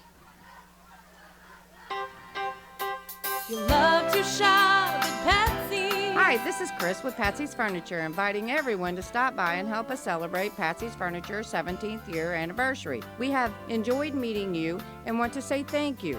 Come in for some refreshments, put your name in for some great giveaways, and shop around the store full of beautiful furniture for your home. Use our 2-year no interest or no credit needed financing. Patsy's Furniture in Park Hills. So the second fumble recovered in the end zone for the Herculaneum defense results in another defensive touchdown. They're looking like the New England Patriots defense out here tonight, Nathan, with the way that this team and this unit is playing. And, of course, that play, that one recovered by Luke Teague in the end zone. A heck of an effort. And we got to call that one our Patsy's Furniture pile-up of the game. Patsy's Furniture. You'll love to shop at Patsy's in Park Hills. The kickoff is sent away, and it's going to be fielded by the deep man, Callaway Dashner. He gets it out to about the 30-yard line, but he is taken down there. And so Crystal City will begin the drive from their own 30-yard line, looking to just try to move the ball in a positive direction, Nathan. As I mentioned, the fumbles have been an issue tonight. 2 of them have been recovered in the end zone for touchdowns.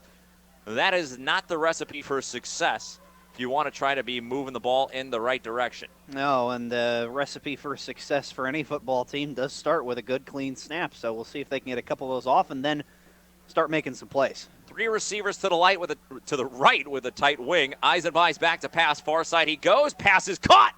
And being taken down after a pickup there of about 15 yards is once again, there's that man, Callaway Dashner. 15-yard reception.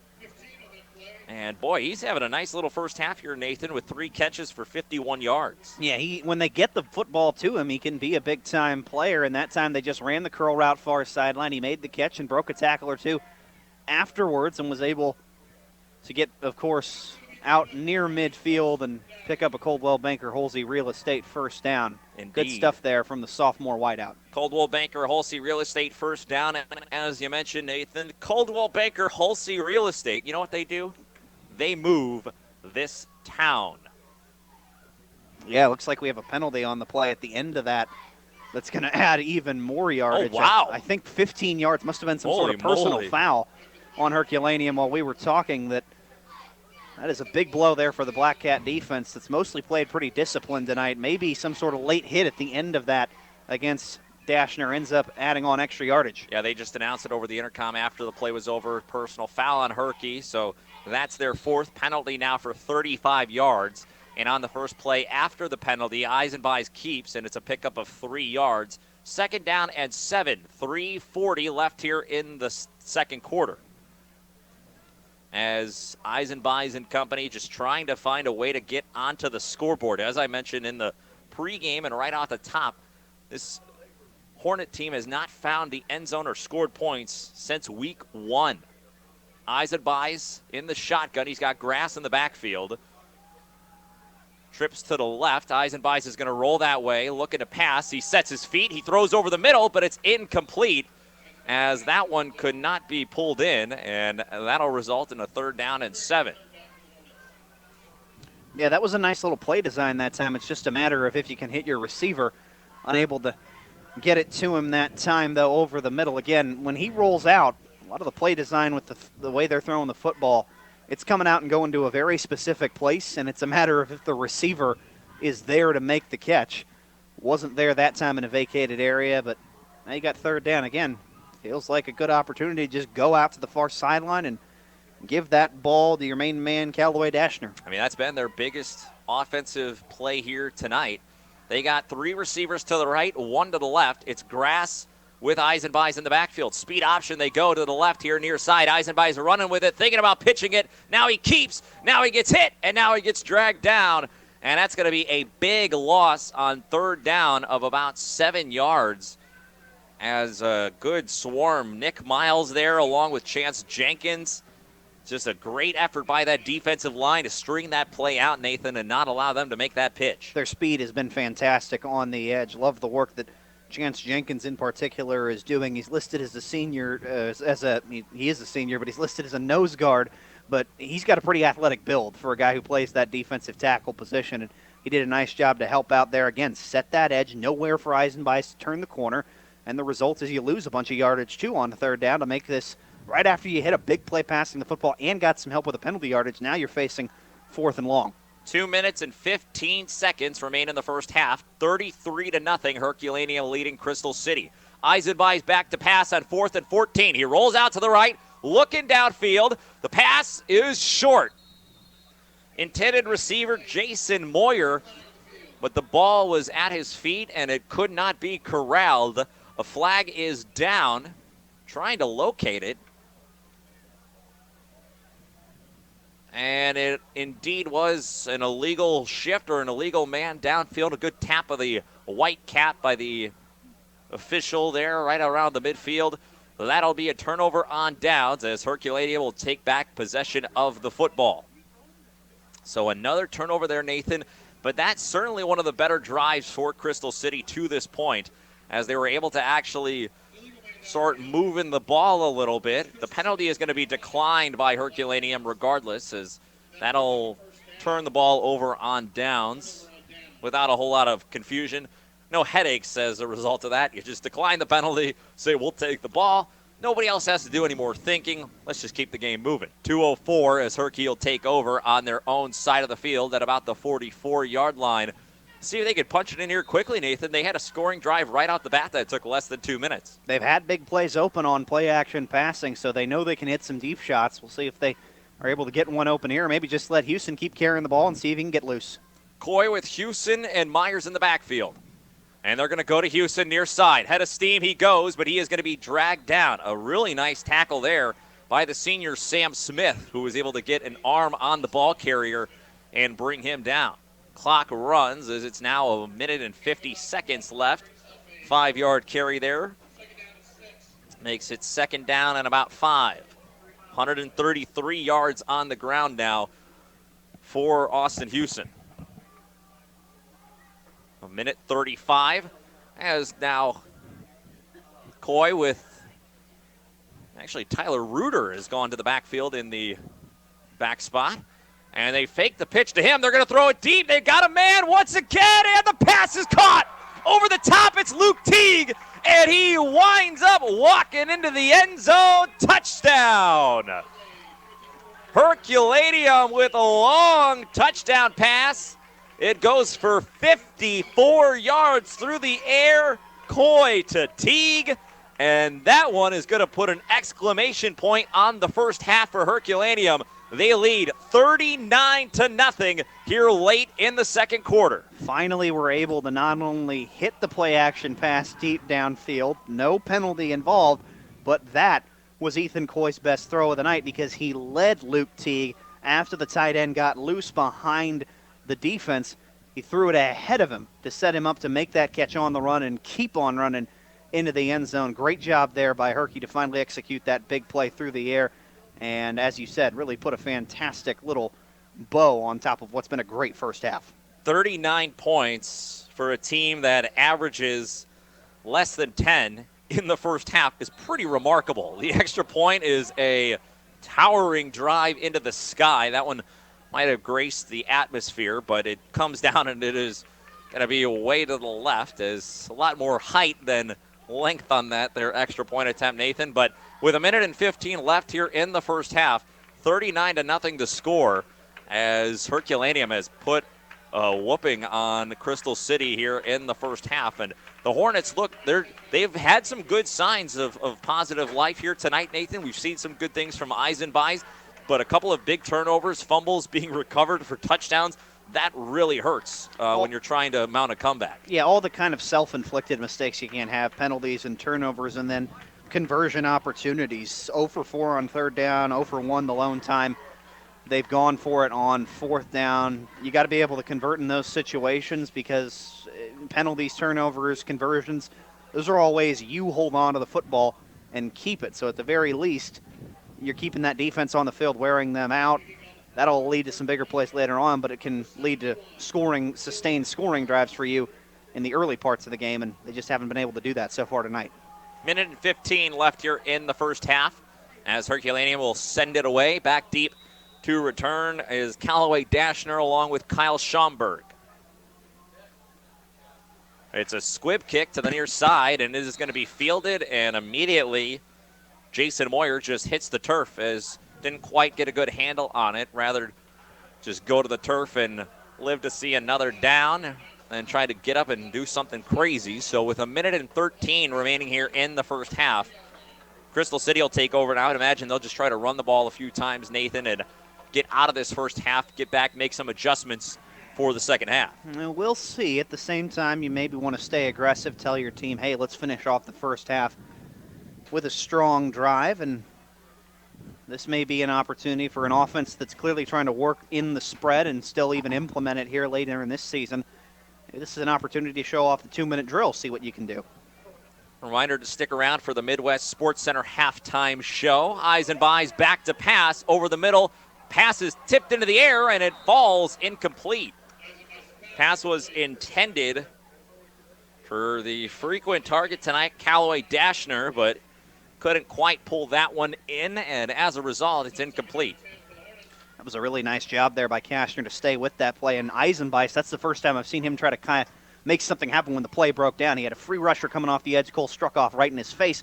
He scrambled out to his left, tried to make something happen, stayed with his eyes downfield, and he had Kashner over the middle for a moment. Pass just got tipped at the line of scrimmage and eventually falls harmlessly to the turf. Yeah, Dashner had a good recovery, almost got back to the ball to make the catch, but could not quite pull it in. Eisenbeis now is going to try to run the speed option. Now he's going to look to pass, rolling to the right, flips it up, and it's picked off.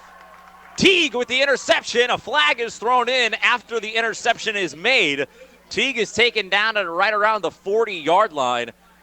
My goodness, Nathan, how about the game that Luke Teague is having? He recovered a fumble in the end zone for a touchdown, an interception right there if it's going to stand. He's also got the 50-yard touchdown pass reception. Having one heck of a night. He can be a weapon for this offense. At one point, they were going to play him at quarterback earlier this year. Herculaneum was, but they like his ability on the edge, and they obviously like his athleticism as a linebacker and sometimes as a defensive back, and he's made some terrific plays tonight, including that one. Eisenbeis rolling to his right, threw that one up for grabs. It was a matter if Teague could just go up and get it, and he showed off some nice hops to snag that one. Absolutely, he did. And the penalty was on Crystal City. I believe it was a hold, declined by Herculaneum. So they have possession now from the 42-yard line with 55 seconds left in the first half. Coy is going to hand it off to the deep back as Myers picks up maybe a half a yard on the play, but that'll be all as he gets pulled down and the clock runs. Now I would imagine a very, very slow pace to this offense here. I wouldn't even be surprised if Herky took a knee here to just wind this clock to get it to halftime. Already up by 39 points, 39-0 here at the halfway point of the game. Clock winds to 20 seconds in the first half. Coy is in the pistol with 2 tailbacks back there. It's Houston and Myers. A couple of receivers to the left, 1 to the right. Here's the snap. Coy gets it, gives it to Houston, the deep man, and he breaks through. He makes a move, and he is rumbling down inside the 10, and a stiff arm gets him into the end zone. Touchdown. 41 yards, the scamper for Austin Houston. His 3rd touchdown of the game. That's the longest run of the game for Houston. 41 yards, puts him at 174 in the first half. And that makes the score 45-0, pending the extra point. It has been some kind of night for Austin Houston, some kind of night for that Herculaneum offensive line. This time it's the left side of the line, Nick Miles and Chance Jenkins.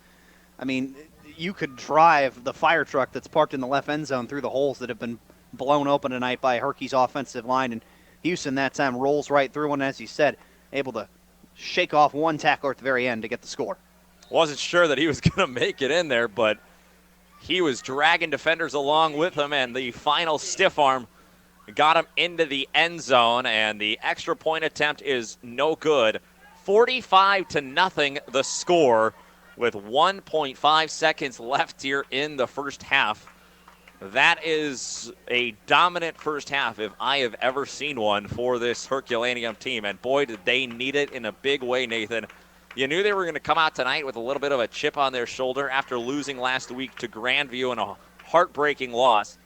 And they have certainly come out and punished their opponent tonight to the tune of 45-0 in the first half. Well, back-to-back weeks that they had been shut out prior to that loss to Grandview. So this is a team offensively that has really been looking for answers, and they've had all the answers tonight. Houston running it up the gut. Play action deep to Luke Teague. It's all worked. Great first half for a Blackcat unit that's desperately needed to get going. As I said, 174 yards for Austin Houston in the first half and 3 touchdowns. And now Callaway Dashner on the kick return. Made a couple of guys miss. Got out past the 40-yard line, taken down at the 43, but the clock hits 0, and we've hit halftime. So we'll take a timeout. It's the Midwest Sports Center halftime show coming up next. Stick around. Well, we'll be back for the start of the second half in just a little bit right here on the MyMo Info Sports Stream. Family, health, home. Comtree has been a leader in providing health care to you and your family for over 45 years. What started as mental health services has expanded to dental care, primary care, and many community services. We are your home for health care. We invite you to join the Comtree family tree. Call 877-COMTREE or visit us online at comtree.org to schedule an appointment. Welcome to our family tree.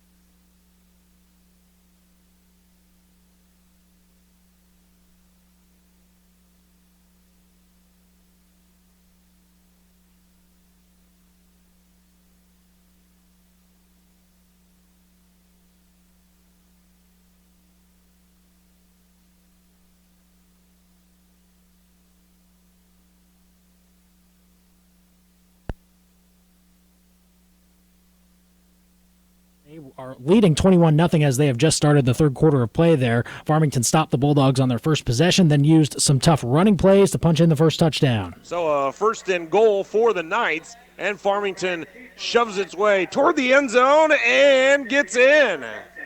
Caden Files, the quarterback keeper, goes in from 2 yards out, and the Knights score first. So Farmington keeping it strictly on the ground.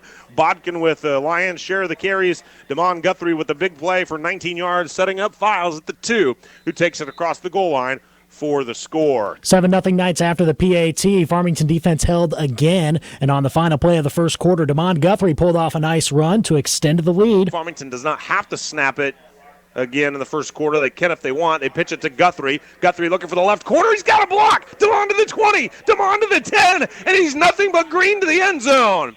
Damon Guthrie getting outstanding blocking in front of him and goes in from 27 yards out. Farmington led 14-0 at that point. In the second quarter, they took advantage of a Cale Krause interception and used Braden Bodkin to go up by 3 scores. Harris is the wing back to the left side. They fake it to him, give it to Bodkin, and he slams up right through the middle for a 10-yard touchdown run. First touchdown run of the night for Braden Bodkin. That's his 7th of the year, and the Knights now on top, 20-0 at the 7:09 mark of the second quarter of play. And Farmington led 21-0 at the half at that point.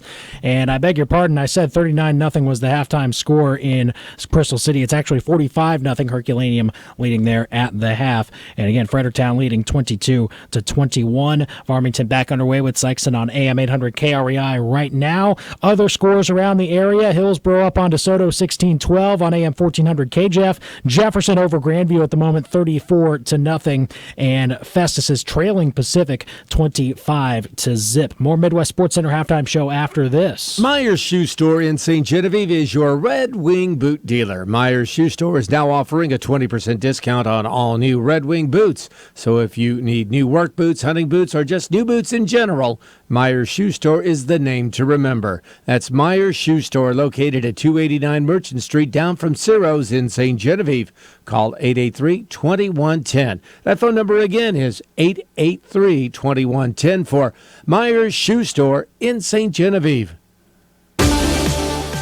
Coldwell Banker Holsey Real Estate has been the trusted real estate advisor for over 60 years in the Mineral area. Hi, I'm Kim Hudson, owner of Coldwell Banker Holsey Real Estate. No one has helped more people buy or sell real estate in our community than the agents at Coldwell Banker Holsey Real Estate. We are proud of the community in which we live and serve. Contact us today for all your real estate needs. Find us on Facebook or online at coldwellbankerholsey.com.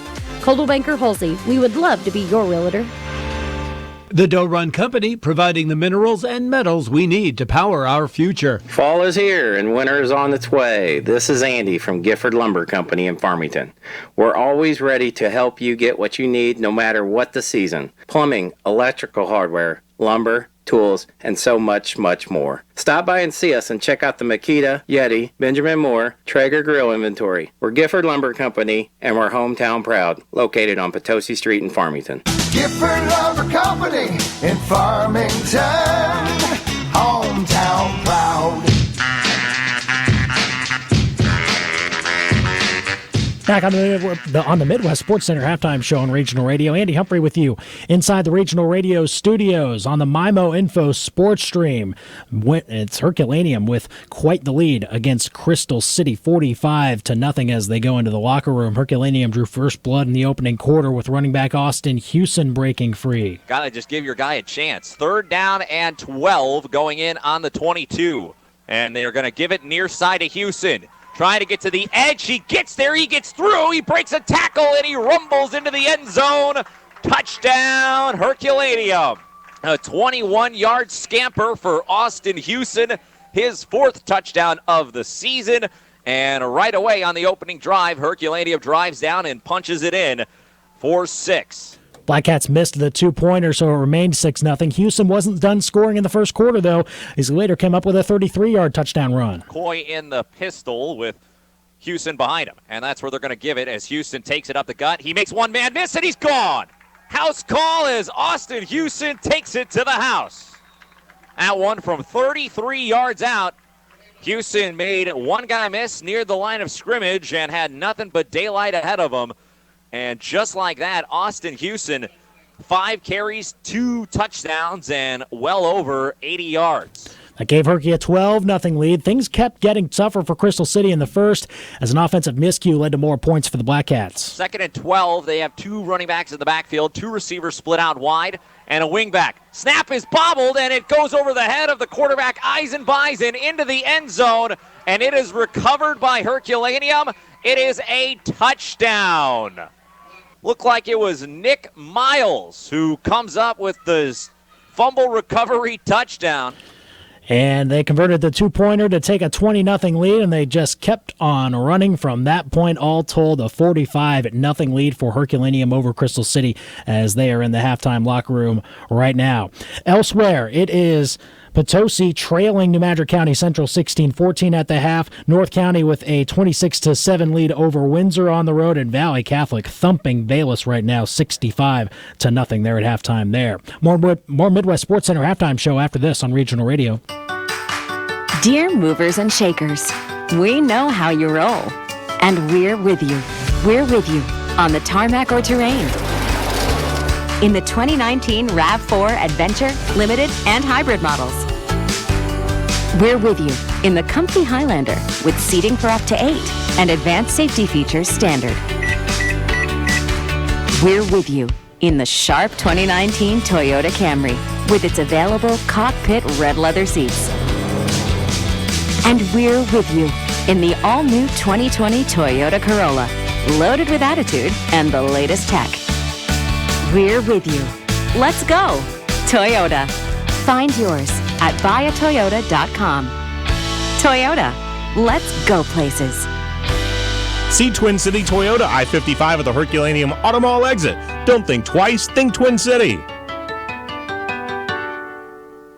Are you ready for an exciting new career that offers job security, flexibility, and independence? Rankin Technical College in Perryville is now accepting student applications for a 5-week CDL training class. The Gilster Mary Lee Corporation will provide the necessary funding for program training. If your application is approved, you'll receive a benefits package which includes miles paid by the hub, paid downtime, unloading allowances, vacation, Christmas, and holiday bonuses, plus insurance. Call Mike Welker at 800-851-5371.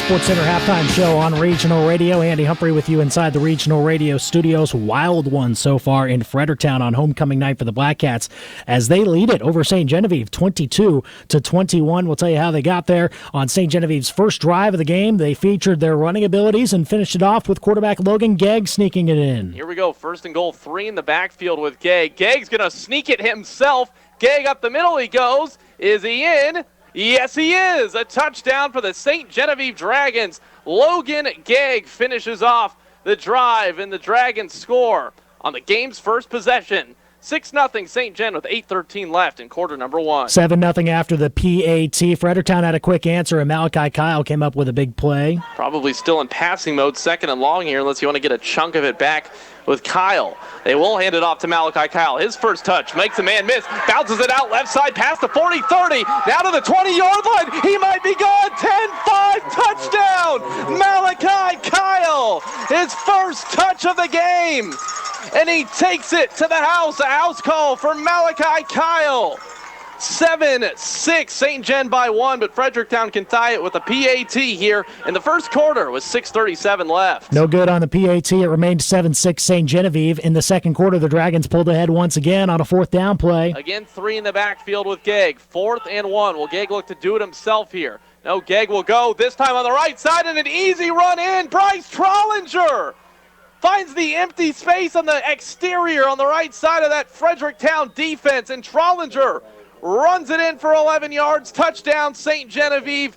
It is 13-6 with 9:26 left in quarter number 2. Dragons led 14-6 after the extra point, but then after a bad snap on a Dragons punt later in the quarter, Fredericktown recovered the ball a yard away from the goal line. That allowed quarterback Evan Burrows to punch it in. Burrows back there with Kyle. 2 receivers out to the right, 2 to the left. Burrows is going to take it himself. Burrows over right guard. Burrows, did he get in? Yes! A 1-yard touchdown run. That's all he needed.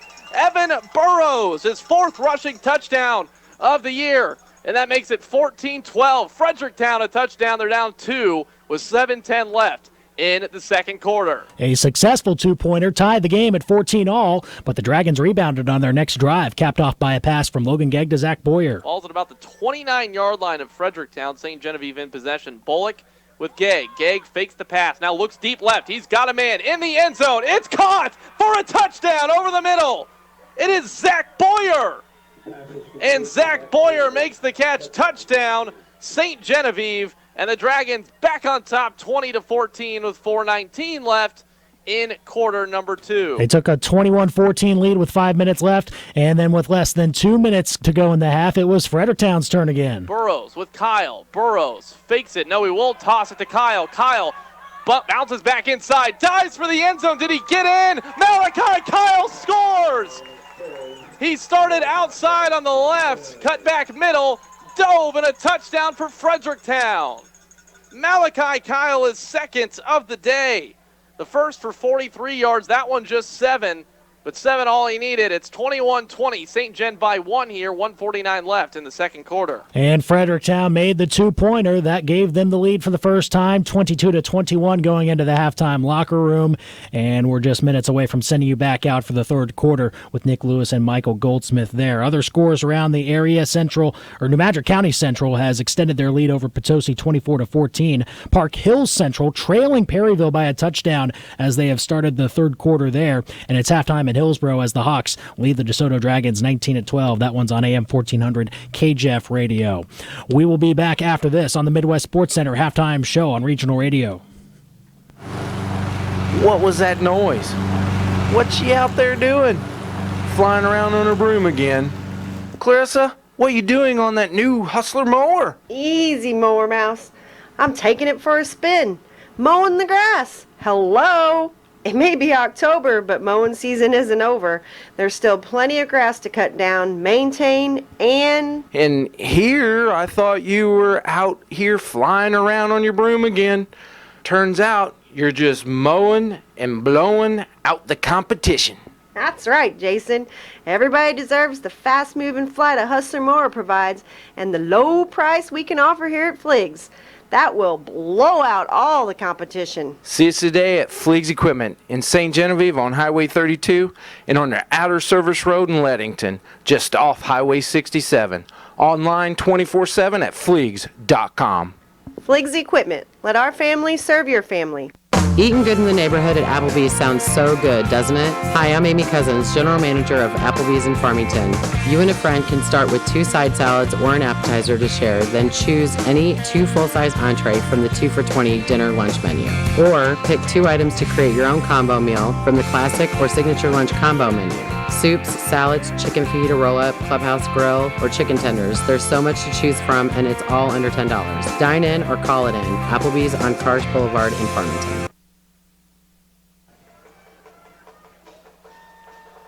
Here at New Era Bank, and our new app offers Secure Swipe. Secure Swipe allows you to turn your debit card on or off from the convenience of your cell phone. While your card is off, you have the safety of knowing that no one can access your account from your debit card. Download our new app today and get this and many other new features. Call or visit any of our locations to get more information, or visit our website at www.newerabank.com. New Era Bank, member FDIC. From mailboxing to packing, the UPS Store does everything for small business, including printing. Because running your own business means you're also in charge of marketing and promoting. And our printing experts can help with professional business carding, menuing, postering, all the ings to get people, well, buzzing. The UPS Store. Every ing for small business. And of course, shipping. Hi, this is Jim, owner of the UPS Store in Festus. See us now at our new location at 650 North Creek Drive next to Tiger Express Car Wash.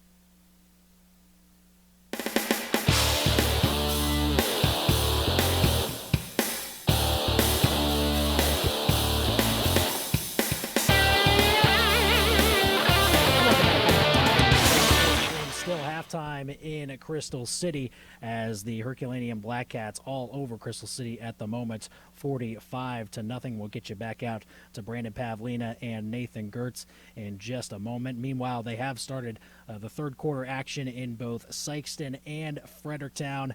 Fredericktown leading St. Genevieve at the moment 22-21, and Farmington just took a 28-0 lead over Sykeston, and that's on AM 800 KREI, so you can check that out as well. It is halftime also in Hillsboro, 19-12, DeSoto with the lead there. Let's take a look at what's happened on AM 1400 KJEF so far. Hillsboro took the lead initially in the first quarter with Jackson Patterson running it in from 5 yards out. Pitch to left, Patterson. Perez creating a hole, and Jackson Patterson takes it in for 6. The QB helping his guy out, as well as the O-line, and with 2:52 to play in the first quarter. Hillsboro on the board on a 5-yard touchdown run by Jackson Patterson. Then Briar Fisher helped put the Dragons on the board, and he scored the team's first touchdown of the night with the help of his brother Levi. Fires towards the back of the end zone. A bobbling catch is made for 6. Briar Fisher, as he likes to do, finds his brother Levi for the touchdown. A 29-yard completion, and the Dragons are on the board. At that point, it was 8-6 Hillsboro, and the Hawks were able to extend their lead with their quarterback, Austin Perez. As they operate right to left, here's Perez taking the snap, going to the right, has space. He's wide open, spaces for Austin Perez, and he'll scoot right into the end zone. 15-yard touchdown run, Austin Perez. And then after that, DeSoto had an answer. The Dragons' Briar Fisher threw yet another touchdown pass. Here's Fisher back to throw. Pressure on his face. Scoots away from it left side. Will take his shot deep down the field. In stride, the catch is made. And that is a touchdown as John White had made the catch and crossed the goal line for 6. 43-yard touchdown connection. Briar Fisher gets his second one of the night as Whited. And Hillsboro was able to tack on a field goal before halftime, so they lead at 19-12 over DeSoto at the half in Hillsboro there. Other scores around the area: Northwest Cedar Hill leading over Hazelwood West 10-0. Fox with the lead over Hazelwood East 21-0 at last check. And Valley Catholic all over Bayless at the half, 65-0, the score there. We will get you out shortly to Brandon Pavlina and Nathan Gertz once again on the MyMo Info Sports Stream. It's Herculaneum leading Crystal City 485-0 at the half. The second half coming up after this on the MyMo Info Sports Stream. Dear movers and shakers, we know how you roll, and we're with you. We're with you on the tarmac or terrain. In the 2019 RAV4 Adventure, Limited, and Hybrid models. We're with you in the comfy Highlander with seating for up to 8 and advanced safety features standard. We're with you in the sharp 2019 Toyota Camry with its available cockpit red leather seats. And we're with you in the all-new 2020 Toyota Corolla, loaded with attitude and the latest tech. We're with you. Let's go, Toyota. Find yours at buyatoyota.com. Toyota, let's go places. See Twin City Toyota I-55 at the Herculaneum Auto Mall exit. Don't think twice, think Twin City.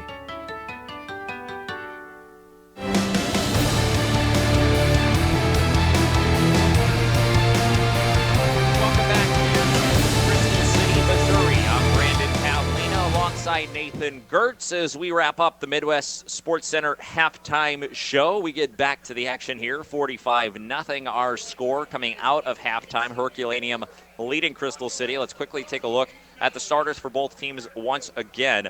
Although Herculaneum's may be subject to change as we see some backups beginning to warm up here on the sideline at halftime. But nonetheless, let's go back through the starters for both sides. Crystal City will receive the second half kickoff. So let's start with their offense. On the offensive side for the Hornets, it's Joe Schubert, Joe Alley, Riley Stevens, Ian Raftery, and Adam Mills across the offensive line.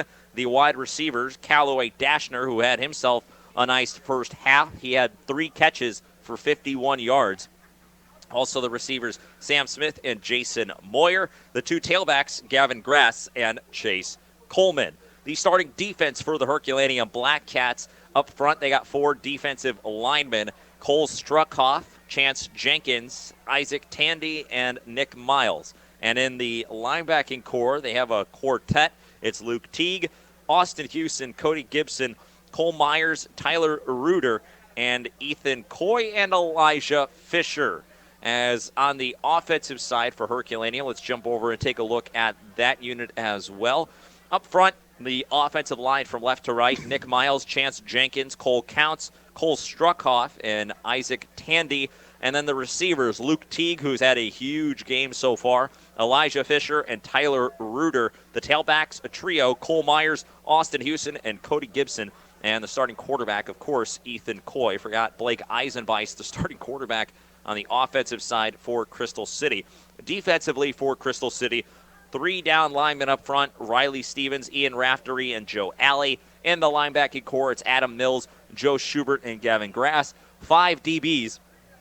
They go Jason Moyer, Sam Smith, Blake Eisenbeis, Ian Holdinghausen, and Callaway Dashner. So those are the lineups for both sides, offensively and defensively, as we get set to resume action here in the second half.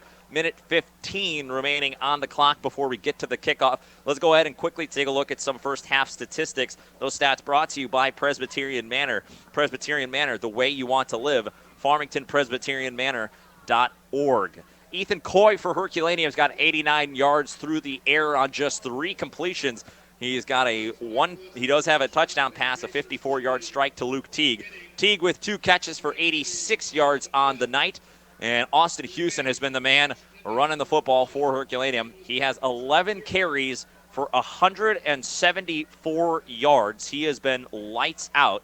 He's also got 3 touchdowns on the night, which, considering he came in to this game with 3 touchdowns on the season, Nathan, he's already matched that total here tonight. On the other side for Crystal City, Blake Eisenbeis, he's got 3 completions. He does have an interception, and he's got 51 yards through the air.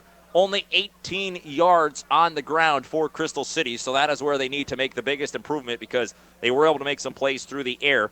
Callaway Dashner, 51 receiving yards in the first half. So that's a check of some of your statistics brought to you by Presbyterian Manor. And, boy, Austin Houston and Luke Teague have had huge games, seeming like the Applebee's player of the game is going to come down to one of those two. Yeah, see who maybe gets a chance to make a play here in the second half. And Herculaneum's been able to just dominate the line of scrimmage. I keep pounding that point because it makes everything easy when you win up front both sides of the ball. Running the football, Austin Houston, he's a terrific runner. He's had massive holes to waltz through tonight carrying the football, and that's a credit to that great Herky offensive front. 5 seniors, Nick Miles, Chance Jenkins, Cole Counts, Cole Struckoff, and Isaac Tandy. We've mentioned him a couple times. Got to keep mentioning him, though. Linemen need the love, especially tonight. And then up front defensively, really nice job, as you mentioned. Nothing running the football for Crystal City. Struckoff, Jenkins, Tandy, and Nick Miles have combined to do a fantastic job there up front. And a couple of nice plays defensively to pounce on some mistakes by Crystal City. The one real takeaway, it feels like, was the Luke Teague interception near the end of the first half. Nonetheless, a couple of bad snaps have happened tonight for Crystal City, and the ball squirted in the end zone. Opportunistic Herculaneum has jumped on top of those loose balls as well. So you give yourself a little something extra there defensively. A couple of nice plays made by defensive players for Herky there on those loose balls. Really all around exactly the type of first half that this Blackcat program needs. Cody Hunter has been looking for a complete type of effort from his team here over the last couple weeks, and at least through one half, he got it. As both teams take the field, that means we have wrapped up our Midwest Sports Center halftime show. The kickoff is sent away. It's a low bouncing one, and it's picked up by Dashner. And he cuts back, and he's got a little room. He breaks a tackle. He's out past the 45, and then he gets dragged down right at around the 50-yard line. Talk about coming out with the right kind of momentum. Get a nice big kick return. That certainly helps. And that's where the Hornets will start their drive from their own 49-yard line. Yeah, well, we've talked about it quite a bit when Crystal City has been on offense. When Callaway Dashner has the football, he's been a playmaker. It's a matter of just getting it to him. They've had him split out wide at receiver. He gets a chance there on a kickoff and brings one back for 30-plus yards there near midfield. Great field position on that opening possession of the second half for the Hornets. Coleman and Grass are in the backfield with Eisenbeis, 2 receivers to the right, 1 to the left. In the shotgun, Eisenbeis gets the snap, rolls right, looking to throw, and he goes over the top. The pass is caught. Dashner with another reception, that one for about 8 yards. And he gets dragged out of bounds, but 4 catches now for 59 yards as Callaway Dashner continues to make plays. Yeah, and they're doing a nice job of just getting the football to him in a hurry. That time they moved the pocket for Eisenbeis, rolling to his right, and he had somebody chasing him down, but he gets it away in a hurry. And nice job there by Dashner to leap up and make that catch on the out route. Nice little 8-yard pickup. Just keep running stuff like that. It's worked for you all night. Second down and short as Eisenbeis gets the snap, looking for a little speed option. He pitches it out wide, and the ball hits the turf. But fortunately, a teammate is there, Gavin Grass, able to fall on it. So the pitch, as a conversation now being had by the referees, it looked like it might have almost been a forward pitch. And I think that's the conversation, whether or not it'll be an illegal forward pass.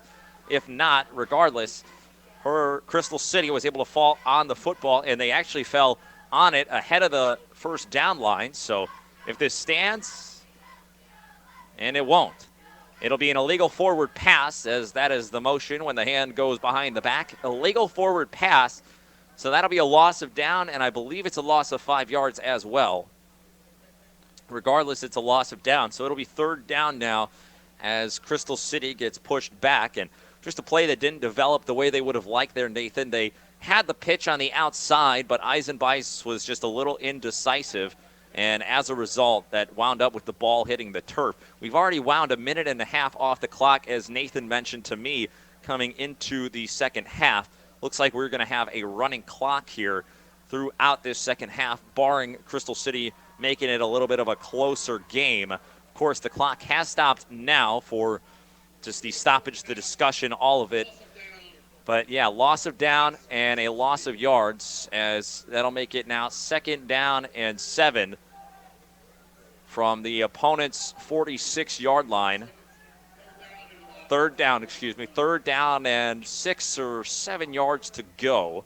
Minute and a half here into the quarter. Again, 45-0, Herculaneum leading Crystal City here tonight. Yeah, Eisenbeis just indecisive that time on a play with a couple different option looks, and Herculaneum's just so quick to the football that you got to be decisive, and probably should have just ate that instead, tried to pitch it forward. Ends up being an illegal pass. 2 backs in the backfield, 2 receivers to the left. They're going to hand it off up the gut, and Grass has some room, and he rumbles ahead for a first down. Coldwell Banker Wholesale Real Estate first down, as that'll move the chains. A nice pickup of 8 yards for his longest carry of the day. Yeah, nice job there by Crystal City. Their first third down conversion of the evening. They're now 1 for 5.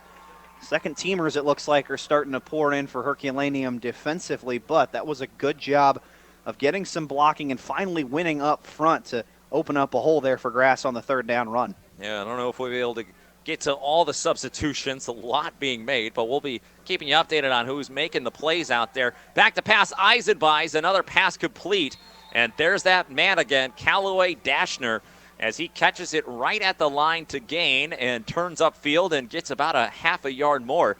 It's a first down, a Coldwell Banker Wholesale Real Estate first down after a pickup of 11.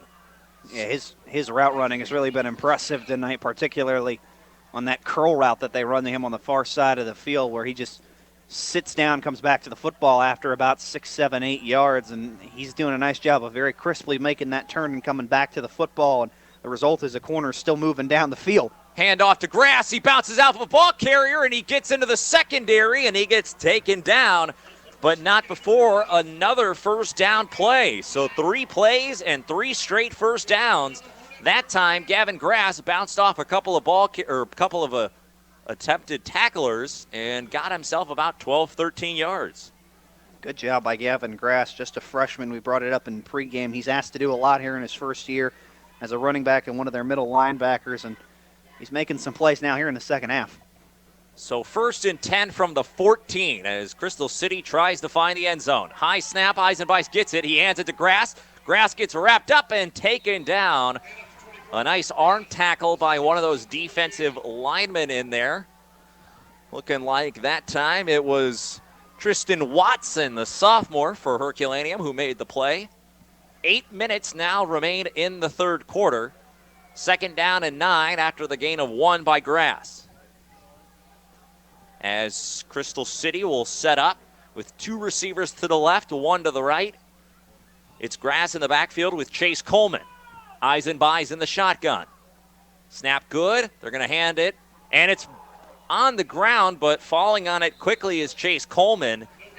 So another fumble there, but fortunately, Crystal City does retain possession as Coleman with one of his I only got him for 1 carry tonight. I would be surprised if that's the case, but yeah, he's only got the 1 carry. That time right there, lost the handle, so maybe go back to Grass here, although 3rd down and 11. This is certainly 4-down territory. 3 receivers to the left with a tight wing. That's Coleman. Grass in the backfield with 1 receiver to the right. Eisenbeis in the shotgun. Back to pass, play action, and he goes to throw, and he loses the handle. Ball on the ground, and it's picked up by Herculaneum. Another fumble. This time, it's recovered by one of the Herky Blackcats, and it's Aaron Payne, the junior defensive back, who is in there, and he falls on it. Nice play there. Aaron Payne gets the fumble recovery, and just like that, a sack strip fumble gives the Blackcats possession once again. That was a nice play that time defensively. Again, up front by Herculaneum, and an excellent job after Eisenbeis bobbled that ball, trying to drop back to pass to pounce on the opportunity to make a big hit, knock it out, and fall on the loose football. And we do have a substitution at quarterback, which likely means substitutions all over the field. So we'll get you updated. The new man under center is Ethan Hoskins, the freshman quarterback. Well, he's a big kid back there, Nathan. That's a freshman? You got to be kidding me. That is a well-built freshman. If that is going to be the guy running the show going forward, I'll tell you what, this Herky team might be in good hands. So right off the bat, Hoskins hands it off on the first play from scrimmage that he sees from the shotgun. The handoff went to Logan Petrie. He got about 7 yards, so it's 2nd down and 3. Man in motion to the far side. They give the handoff there. It's Jackson Deering on the jet sweep. He gets driven backwards as there's that man again. Making plays defensively today, Adam Mills, the senior for Crystal City, as he swarmed in and laid the lumber on the ball carrier. Yeah, he's had a really nice night out there at that outside linebacker position. A lot of the jet sweep stuff that Herculaneum has run tonight has not gotten very far because Mills has done a terrific job to set the edge and drive ball carriers backwards. Clock continues to run. 5:20 now left in the third as it's 3rd down and 7. Back to pass and rolling here near side is Hoskins. He throws and the pass is caught. Boy, that is a nice pitch and catch, Nathan, right there on the first pass attempt from the young man Hoskins. He completes it to Jackson Deering, and that's a 1st down. Freshman to freshman there, Nathan. That looked awful good. Yeah, that's a nice little, obviously, peek into the future for Herculaneum, but a great job in the present of being able to make a play on the run. Young quarterbacks often have to learn how to throw the ball while on the move. Nice throw there on the move, getting it to Deering for the 1st down. So Hoskins, and he's got Watson and Malone, or just Watson in the backfield there with him. Actually, I believe it's Watson and Barr. They're going to go to the deep man. It's Watson. Far side he goes, trying to get to the outside, but he is going to be wrapped up and taken down. A nice tackle there by Ian Holdinghausen as he was able to wrap up the ball carrier after a short gain. So there's the first tote for Tristan Watson, the sophomore running back, as we're seeing the benches empty for Herculaneum, and why not? They put 45 points on the board in the first half. And just some offensive stars for the Blackcats tonight. Hoskins is going to be in the shotgun. Man in the backfield there looks like Barr. And they're going to hand it. And at Barr, it's rather, once again, Watson. Near side, he gets to the edge. Flag is down, and that's likely going to be a hold from where the flag came in. Was a 1st down, but they're going to have to wait to move those chains as they are pointing in the direction of Herculaneum, and that will mean it's coming back. Holding is the call. Herky's played a pretty clean game tonight, but that penalty will set him back. Yeah, I think they're going to get Jackson Deering there on the edge, even though he's made a couple nice plays there. Grabbed a little too much jersey, trying to free up his running back, Tristan Watson. But going back to that first half for Herculaneum, you look back on not being able to just pounce on 2 fumbles in the end zone for touchdowns, but their first 2 drives, they punched it in the end zone. Then they had a 3-and-out. Then they had a drive that ended on a failed 4th down conversion. And then they finished the half with 3 straight touchdown drives. All in all, they were really clicking offensively. Not a whole lot that could be done to stop Austin Houston running the football or the deep shots over the top to Luke Teague. And like we said, Nathan, they were shut out in consecutive weeks. 2 weeks ago and 3 weeks ago. They lost last week. They have come out with a vengeance tonight. The handoff to Watson again by Hoskins. But this time no room as Watson is going to be taken down quickly. So that'll set up a 3rd down and long, and we'll see if they try to have Hoskins put the ball into the air once again. Clock continues to run. Under 3 minutes to play now in the 3rd quarter. 45-0 the score, Herculaneum over Crystal City. Hoskins in the shotgun. In the backfield, he's got Watson with him. Doubles to either side of the formation. Snap is back. Hoskins looks to throw. Plenty of time in the pocket. Now he rolls right. Looking downfield, over the top he goes, and it's caught on the sideline. A pickup there of about 25 yards with a flick of the wrist. And how about that? The pitch and catch, the 2 freshmen once again. Hoskins to Deering, and that's 25 yards and a first down. Boy, I tell you what, I like this young man, Hoskins. I do too, man. This kid can play a little bit at the quarterback spot. He looked so calm, and he was looking downfield, didn't have what he wanted initially, told Deering to just keep going with the play towards the sidelines, rolled to his right, and eventually found him there for the tiptoe catch on the sideline for the first down. Calm is a great way to describe it, Nathan. He just looks like he's got the composure back there, and he's only a freshman.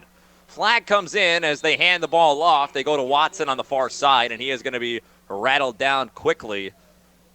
But, yeah, we have said it a couple of times. Number 17 out there looking a little bit like Phil Rivers out there donning that number. Ethan Hoskins, the freshman quarterback, has come in here in the third quarter, and he has thrown a couple of strikes to Jackson Deering for a couple of really nice pickups, and he has impressed both Nathan and myself here in a very short time. A little more mobile than Philip Rivers, I think it's fair to say. Yeah, I would agree with that. Just a little bit. He showed off. That's not necessarily fair to Phil, you know. I think at one point in time, I think Phil was actually a linebacker in high school. So at one point in time, he had that mobility. I'd have to see that tape to believe that, based on his You're right. walking around. It's hard to imagine, certainly. Looks like we had a penalty on that last play on the run by Watson, and it's going to be holding for Herculaneum. So play that got blown up in the backfield gets backed up anyways. A couple extra yards now here as Herky's out near midfield. First down and 22 from right at the 50-yard line. Clock winds, a minute 35 left in the second. Handoff is going to go to the near side. It's a new man carrying the ball, and he finds a little daylight on the near side. It's Logan Petrie as he gets run out of bounds after a pickup of 8 or 9. I'll make it 10 yards even right on the spot. Petrie, the nice carry there off the pine, as it's a plug-and-play kind of day for this Blackcat offense, Nathan. They're pushing all the right buttons, and they're getting some young guys some really valuable varsity experience. Yeah, getting an opportunity, a lot of freshmen in particular on this roster, and getting an opportunity for these kids to play a little bit against varsity starters. Most of those still out there for Crystal City.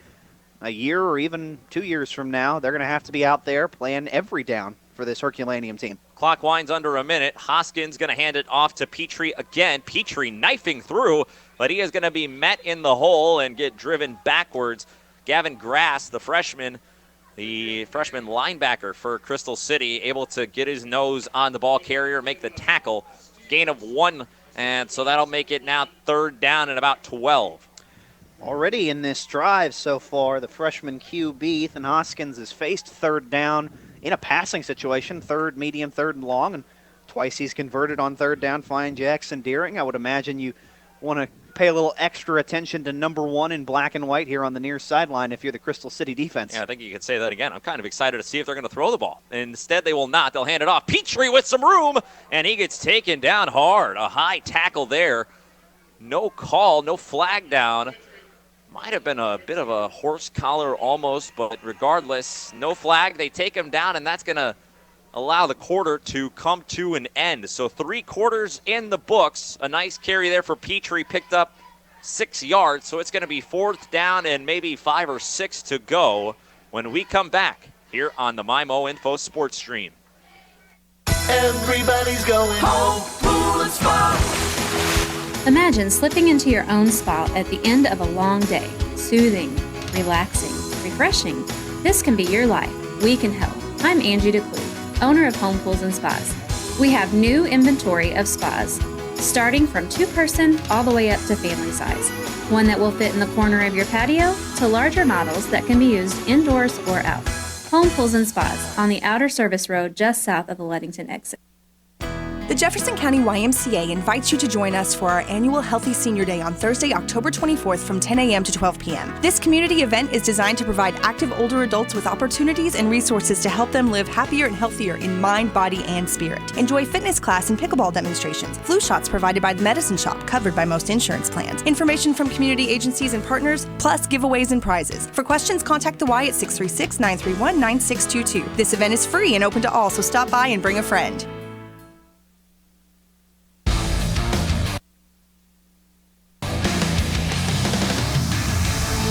Welcome back. We're here at Crystal City, Missouri. I'm Brandon Pavlina. Nathan Gerd, my broadcast partner here tonight. Fourth quarter begins. 45-0 the score. Herculaneum with possession and with the lead, and they got the freshman quarterback out there putting on a show. Ethan Hoskins, the man with the plan under center, but he's in the shotgun now. 3 receivers to the right. 4th down at 6. He gets the snap, and they hand it off. It's Petrie with the carry. He finds a little daylight. Flag comes in. Looked like he may have been close to the first down line, but the flag, I would imagine, is going to push them back. Typically, you see a flag on a running play, Nathan, and that is going to mean that it's coming back. Yeah, right there at the very end of the play, too. That could just as easily mean a block in the back that brings this one backwards. I'd be interested to see if Cody Hunter wants to keep going on 4th down, if they have to do it all over again. I imagine plus side of the field, you're really just trying to, in a 45-point game in the 4th quarter, just give your guys some reps. So go ahead and take a quick 30-second timeout. Looks like they're sorting this out on the field. We'll be back. Whatever your educational goals are, you can achieve them at Jefferson College. With caring faculty, convenient locations, and award-winning academic programs, your future is Jefferson College's focus. To learn more, call 636-797-3000 or visit jeffco.edu for a complete list of degrees and programs. Enroll now. For higher education, for higher expectations, Jefferson College, Jefferson College, and you. Welcome back into Crystal City. I'm Brandon alongside Nathan. Here on the Bible Info Sports Stream, as the penalty was accepted by Crystal City and the punt was sent away, and disaster ensues as the punt tried to be fielded cleanly down on the goal line by Callaway Dashner. Eventually, he did fall on it, thankfully, but he is down at the 1-yard line. So 99 yards to go for the Crystal City offense. And with your back up against the wall, always a risk of a possible safety as well. So a precarious spot for this Crystal City offense here to start off their possession in the 4th quarter. Yeah, at the same time, got a chance to build a little confidence going into next week. The big thing this offense is looking to do is score. They haven't put points on the board since week 1, so if you can go 99 yards here at the end of the game to get yourself some points, that'll be a heck of a shot of confidence for you going into next week. Clock winds as the score 45-0 has meant that we have had a running clock here in the second half. As Crystal City comes up under center, that looks like they've put in, no, it's the same back. They've got a fullback in there right now, and they're just going to do a quarterback sneak. And Eisenbeis is just going to try to sneak forward for a short gain, but he picks up about 5 yards on the carry. And that'll give you a nice little stretch of breathing room. Minute gone here in the 4th. 10:40 left in the game. 45-0 the score as Eisenbeis comes out. Sure, there's going to be quite a few giggles after the game about that, about how you run the sneak and barrel ahead and get yourself almost 10 yards. Good push by the offensive line for Crystal City. Yeah, that's what you like to see here late in the game, and they're just going to try it again. Eisenbeis puts the head down, quarterback sneak, trying to get some more breathing room. That time, not quite as successful, but still a positive gain. Looking like 2.5 there that time. Makes it a 3rd down and less than a yard from their own 10-yard line. So a big play here. Crystal City trying to get the Coldwell Banker Halsey Real Estate first down. Herky trying to get the ball back. As Eisenbeis comes up under center with a couple of backs in the backfield. Maybe they'll just do it again. Indeed they will. Eisenbeis keeps it right up the gut, and he breaks through, and he's out past the 20-yard line before he gets taken down. So 11 yards on the quarterback sneak. And that's a Coldwell Banker Halsey Real Estate first down. I mean, I keep hammering the point home about you win the line of scrimmage, you win the game, and that's what Herculaneum has done most of the night. It's why they have the big lead here as we wind things down. Finally getting to see Crystal City do it. So even if it's in the form of the quarterback sneak, as long as you get that push up front, your guy with the ball can move on downfield and pick up nice yardage as he did there on 3rd down. Eisenbeis in the shotgun. He's got 2 backs in the backfield with him. 2 receivers to the right, 1 to the left. 9 minutes remaining in the 4th quarter. Eisenbeis going to roll out to the right, looking to pass. He gets hit hard, and he is going to be taken down as that'll be a sack. And that'll give us a chance here quickly to thank some more sponsors for making tonight's broadcast possible. Lucas Smith in Festus, Mario's Italia in Farmington, who always supplies us some delicious pizza before we head on out to our Friday night football game. So shout out to Mario's Italia for not only sponsoring the game, but giving us that delicious pizza as well. Farmington in McDonald's, along with Vector Communications in Farmington. Midwest Sports Center in Farmington. Mineral Area College in Park Hills. New Era Bank in Farmington, Park Hills, Deloge, and Bonne Terre. Parkland Health Mart Pharmacy in Farmington, Deloge, Fredericktown, and Ironton. Patsy's Furniture in Park Hills. Presbyterian Manor in Farmington. Serenity Hospice Care in Farmington. Twin City Toyota in Herculaneum. And the UPS store in Festus. Quick injury timeout, 30 seconds. We'll be back here on the MyMo Info Sports Stream. When it's all said and done, what really matters? For Serenity Hospice Care patient Jack, hospice isn't about giving up. It's not about the end. It's about right now. It's about spending precious time with the people we love. Come on, Grandpa. And the little moments that create lasting memories. It's focusing on what's important to you and remembering life is beautiful in all stages. Well, things have gone from bad to worse for Crystal City here, as on that last play, just a short carry where Eisenbeis was hit hard in the backfield. He has come out of the game, and he is being tended to on the sideline. So the last thing that this Hornets team needs is their starting quarterback to go down, but that has been the case as Eisenbeis is getting worked on the sideline.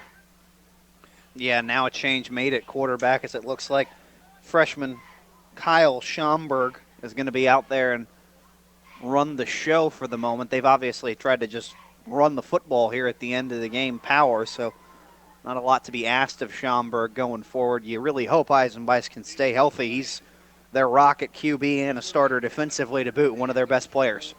Yeah, it looks like might just be getting an ankle re-taped up or something over on the sideline, as the handoff is going to go right up the gut, and a nice little carry there will pick up 5 or 6 and make it a manageable short down to gain on 4th.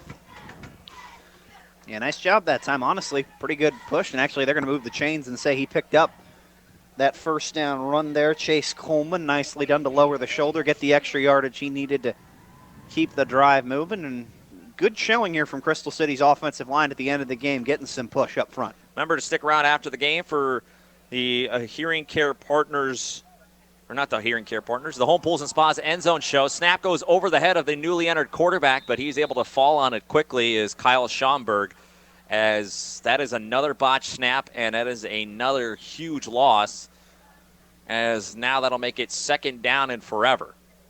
But stick around. Our Home Pools and Spas End Zone show is up next at the end of this game.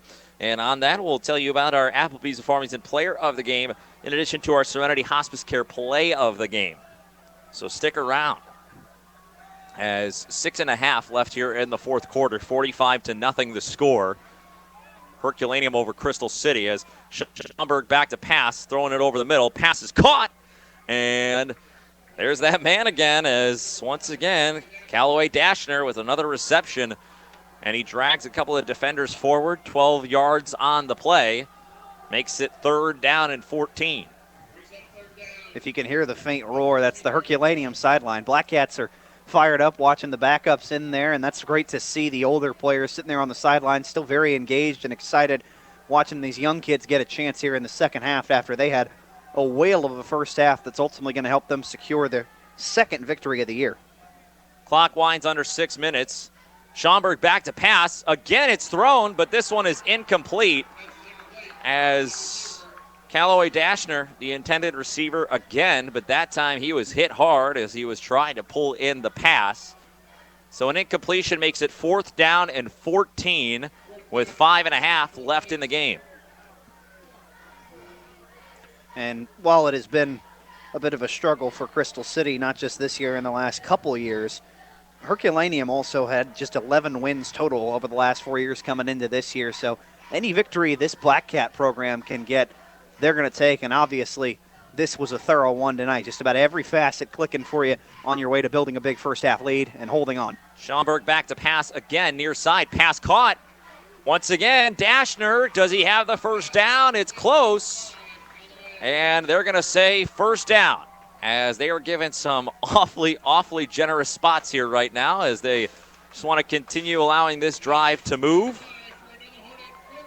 And indeed, first down will allow the Hornets to stay on the field. They might have been short by a whole yard and a half there, Nathan, but they're going ahead and letting them stay out there, and why not? Let the kids play. Absolutely. I'm right there with you. 4.5 left here in the game. Crystal City comes up. 2 tailbacks in the backfield, 2 receivers to the left, 1 to the right. And the handoff to the freshman Grass to the right side, and he gets driven down, a pickup of 3 or 4 yards there. That'll make it a 2nd down and 7.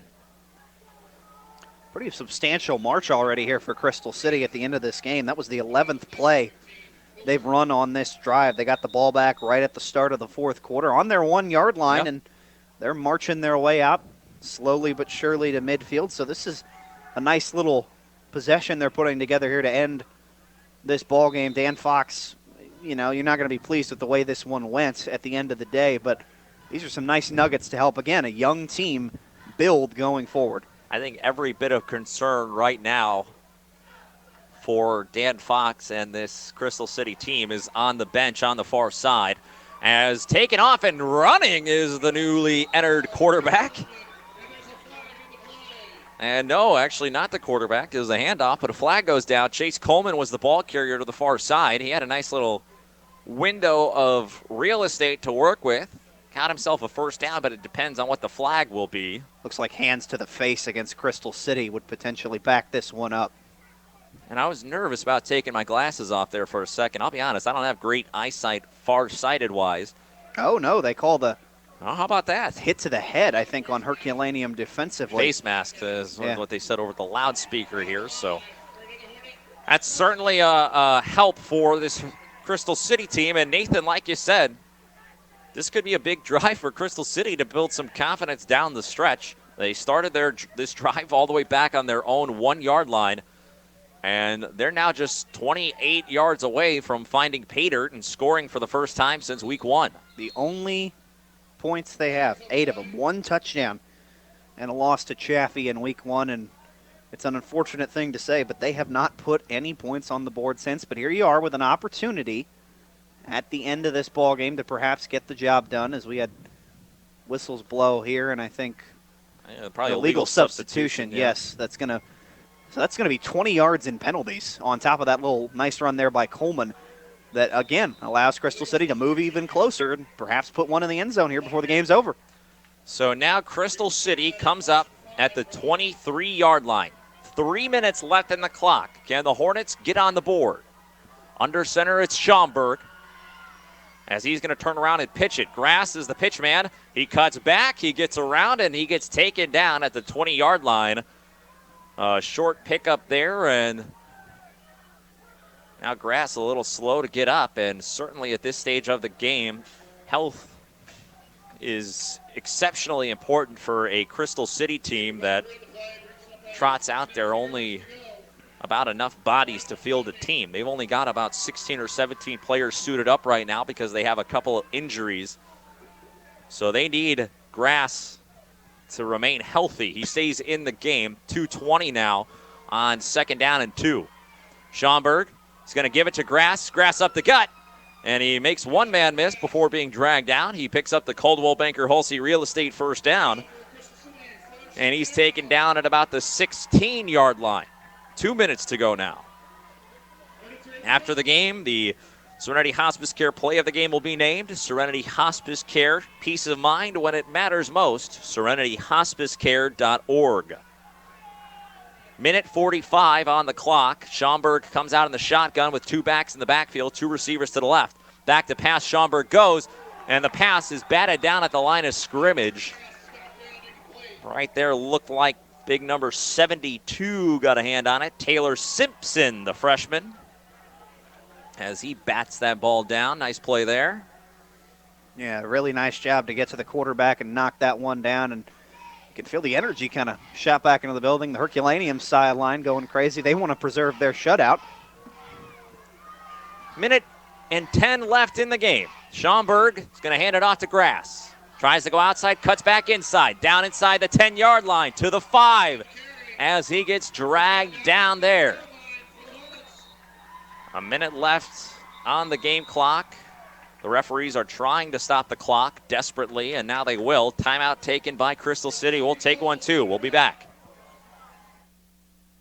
Are you ready for an exciting new career that offers job security, flexibility, and independence? Rankin Technical College in Perryville is now accepting student applications for a 5-week CDL training class. The Gilster Mary Lee Corporation will provide the necessary funding for program training. If your application is approved, you'll receive a benefits package, which includes miles paid by the hub, paid downtime, unloading allowances, vacation, Christmas, and holiday bonuses, plus insurance. Call Mike Welker at 800-851-5371. Welcome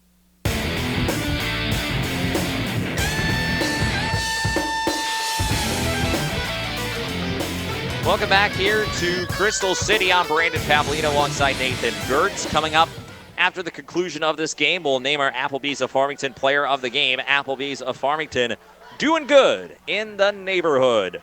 Also take a look at our Hearing Care Partners broadcast schedule. Hearing Care Partners, we listen so you can hear. Crystal City comes up inside the 10-yard line, trying to score a touchdown for the first time since week 1, trying to score points from the first time since week 1. And they have a great chance with a minute left on the clock on the 5-yard line. The quarterback is Kyle Schaumburg. They got 2 backs in the backfield. The handoff to Grass. He's got some room, and he's into the end zone. Touchdown, Crystal City. The handoff right up the gut. Gavin Grass, the ball carrier, the freshman. He had some room thanks to some nice blocking up front, and he knifes his way into the end zone for the touchdown. Well, how about that as we welcome in our listeners from other stations, KREI and J98 and AM 1400 KJF as well. You just witnessed the second touchdown scored all year for this Crystal City offense, and with the running clock, unfortunately, clock will be winding as they go for this 2-point try. Schaumburg back to pass, throws it out near side, and it's caught. 2-point conversion is good. Callaway Dashner, he's had a nice game catching passes tonight for Crystal City, and he caps it off with a 2-point conversion. Clock is going to wind. They're going to let this one hit zeros, as that will do it. Final score, 45-8, Herculaneum, as they defeat Crystal City.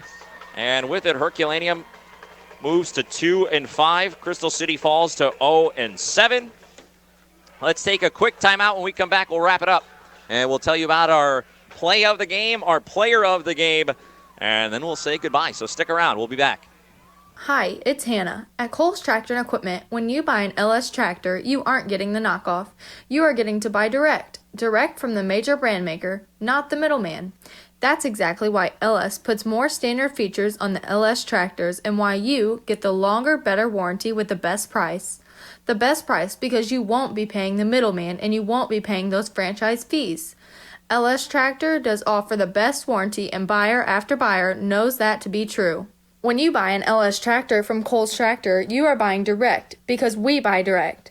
You aren't buying the knockoff that others claim. You are cutting out the middleman, plain and simple. Don't just follow the herd, lead the herd with LS Tractors and Cole's Tractor and Equipment. See Cole's Tractor and Equipment 1 mile east of Farmington on Highway 32, or give them a call at 573-756-4353. That's 573-756-4353. And don't forget to check them out on Facebook. Coldwell Banker Holsey Real Estate has been the trusted real estate advisor for over 60 years in the Mineral area. Hi, I'm Kim Hudson, owner of Coldwell Banker Holsey Real Estate. No one has helped more people buy or sell real estate in our community than the agents at Coldwell Banker Holsey Real Estate. We are proud of the community in which we live and serve. Contact us today for all your real estate needs. Find us on Facebook or online at coldwellbankerholsey.com. Coldwell Banker Holsey, we would love to be your realtor. Eating good in the neighborhood at Applebee's sounds so good, doesn't it? Hi, I'm Amy Cousins, General Manager of Applebee's in Farmington. You and a friend can start with 2 side salads or an appetizer to share, then choose any 2 full-size entree from the 2 for $20 dinner lunch menu. Or pick 2 items to create your own combo meal from the classic or signature lunch combo menu. Soups, salads, chicken feet, a roll-up, clubhouse grill, or chicken tenders. There's so much to choose from, and it's all under $10. Dine in or call it in. Applebee's on Cars Boulevard in Farmington.